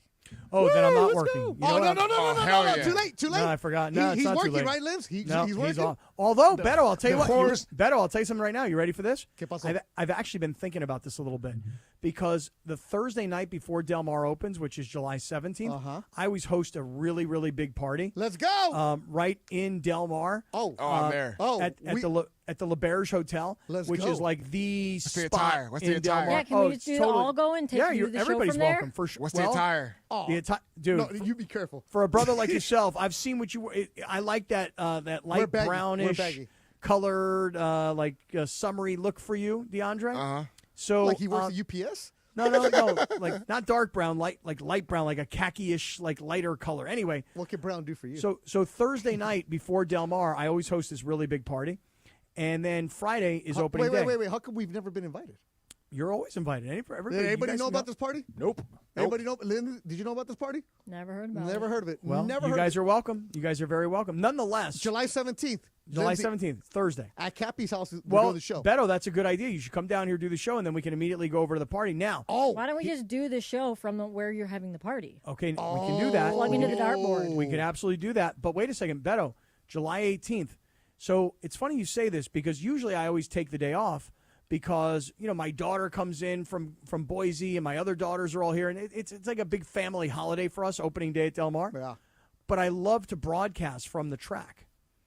So if you would come down, I would set up a broadcast from right above the paddock. Oh, let's go. And I've got 2 horses running on opening day. Now, when I say that, The horse. right. The plan is to have horses running on opening day. We happen to buy 2 horses yesterday at Santa Anita to race on opening day. Let's go. So if you would come down, I would seriously, I would absolutely broadcast from the track rather let's than do just it. hang out all day. Let's do it. Okay, so George can take those days off, and I'll do the shows with you from your house. DeAndre has to get somebody to fill in for him. And That'll be easy. All right, Funch, you fill in for him. Got it. Lynn's come down there and produce. Lindsay, do you have the schedule? Is George working July 17th? What, I can't go to? You can come. No, I'm not filling in for him. Te pegan. What? You ain't going, bro. George, I go? Why neither can't I- of you guys have requested off on that day. No, I have, and it's something I've forgotten to do. That I got to do this tomorrow. I got to deal with Bergie tomorrow on this whole thing. Yeah, get it done, baby. July, or maybe we don't. Maybe I don't take the day off. Maybe I broadcast from the track. I think that's what we should do. And we'll make it a whole, Chris would be down to go. Beto, I don't know if you know this or not. You probably don't, and why would you? But remember, you know about Raging Torrent, and you know about how successful we've been with that horse. $450, baby. Yeah, it'd probably be a little bit more than that this time around. But I don't know if I told you this. I didn't. I'm actually looking for the press release. Last week, the Thoroughbred Owners of California named us the Stable of the Year. No way. That's awesome, Cap. Yeah. That's awesome, bro. Yeah. Yeah, it was pretty cool. Yeah. All right, so July 17th, we're going to the party at Cappy's Hotel. Yep. All right. Can I bring a +1? Yeah, of course. All right, Ace of SoCal, put him down. Okay. He'll be there. No Ron the caddy, no chance. Okay. All right, so Ace will be there. Is it going to be any heat down there, Cappy? Oh, are you kidding me on opening day? No, at the party the night before. Oh, yeah. I've usually... never been to a horse racing event. Oh, DeAndre. Bro. Never. DeAndre, people for Del Mar opening day, they come suited and booted. The women, you've seen the Kentucky Derby. So, yeah, I've seen that. imagine the good-looking California women, though. Yeah, right. Yeah. Kentucky Derby on steroids. Yeah. I mean, Stable Wars. And, dude, and we'll the say that, DeAndre, we'll go and say that you're a current athlete. We just won't say where. Well, you know who always comes to these parties? Like last year, like we've had He Troy plays Aikman. overseas. Troy Aikman's been a guest at these parties.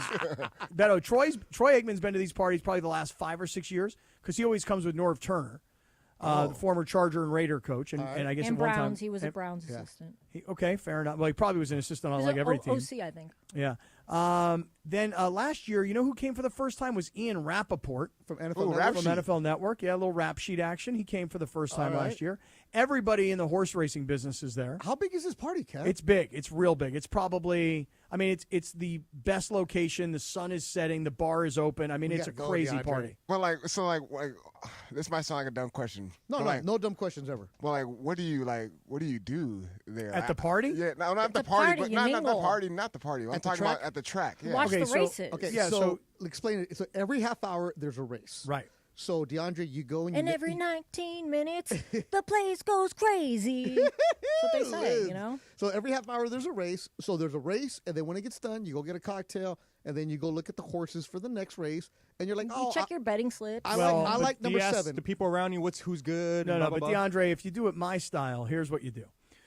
You go from the suites where you're having your party, then you go down into the paddock where your horses are about to run. Where the owners are at. Right. Then and you stand there like, Then you walk out to the winner's circle or the finish line where you're going to watch the race from the track itself right down there. Then Hey, when hold the on, race, I got to take this phone call. yeah. Then when the race ends and hopefully we win, then we go up to the winner's bar where we're all sipping on champagne and we're watching the replay of the race. Okay. Then we get done. Then we go back up to the suite and we start partying more. I'm telling you, opening day is a freaking holiday. So if you guys want to come down, it's Friday the 18th. But if you don't, you come down Saturday the 19th. I mean, once it's on, it's on. But there's nothing like opening day at Del Mar. Nah, I just feel like, you gotta experience different things, especially an event like that. Like I said, I've never been to a horse race. Never thought in my life I would ever go to one too. So that'd be pretty cool. I actually saw an Instagram message from my buddy Jay Glazer from Fox, who said that he got into. Man, I'm glazing Jay Glazer. But he said that he got so into watching the Belmont last week on Fox, which is when Raging Torrent won that race, that he's like, you know what, I decided I wanted to try it. So he went to Santa Anita this past weekend. And it's one of those sports where if you go, it can get addicting. And I don't mean just the gambling part of it. It's the pageantry, you know? Okay, all right. What do you think, Beto? You grew up on it, though. You grew up going to the track. Yeah, yesterday for my Instagram post, the kid said something, right? And I even posted a picture of them at Santa Anita holding a bunch of money. Mhm. And I was like, hey, let's go make some money, kids. And people are like, are you at the track on Father's Day? I'm like, I wish. Because that's where you learn money. But no, DeAndre, it's a lot of fun, man. Like my boy Ace SoCal right now, Cappy just said, I can't wait to have some scotch with my boy Bobby Baffert. That's right. So is that the guy that wins everything, right? The white hair looks like Ric Flair? Yeah, Right. yeah. He looks like Ric Flair. Yes, he does.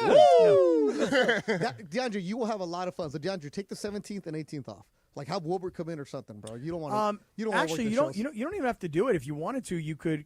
Seriously, you come down. He's got to see opening day. I know. Cappy. Well, I know, but what I'm saying is that like we could broadcast on Thursday the 17th from the party, so that we're already there. No, but DeAndre has to run the board. He has to take the day off. Okay, so DeAndre, you take the day off, okay? Do And it, then the DeAndre. 18th. Okay. And then Cappy will pay you for it. Don't worry. Well, hopefully we'll hit a big race. I mean, Yeah. if we find something 8-1, put some money on that thing. I mean, that's what Raging 8-1? Torrent went off 8-1, paid $18. Yeah. You know, 18. Do you get your like betting slips there? Right or? there. Okay. Yeah, you buy them right there. DeAndre, you just say, okay, like you see a horse, like, oh, I like number 5. You go to the window, say $2 to win number 5, and that's it. Simple as that. Don't they have computer kiosks too? They Right? do. You got to go to the real person. Right. I like to go to a real person. I want to hear that I like old to hand man off cash, and I want to get cash back. because you got to find the Because I want person. the trifecta Yeah, box. what's the trifecta one? We bet on the first, the second, and third They horse? come in first, second, or third. Okay. So what you, Oh, DeAndre, damn. you always want to bet with an older person at the teller that takes your money, because if it's an older woman and she gives you the good luck, sweetie. Oh yeah, let's go. you got a I can't chance then. believe that. Like I know more about like horse betting than you guys do, than DeAndre and Funch. Well, if you Well, never wait, grew why up- are I've these never been guys- to a race. I've Seriously. never been. Yeah, like I know that's crazy. I to know me. races. The only races in Coachella Valley are illegal ones that are going Yes, upside. yeah. You I mean, understand where I'm They're from? drag strips, bro. we have horse races out in Ohio, but I've also been to like the dog track in Florida. Oh, yeah. Oh, I love greyhound racing. Those are fun. Did you Beto. find Santa's Little Is it Helper? greyhounds? No, I did not. Yeah, greyhound. Yeah, they're greyhounds. Beto, you know, Does if that we hurt? really want to Yes, give, if when we we really would want go to give for spring DeAndre, training. if we really want to give DeAndre the real, like get down and dirty.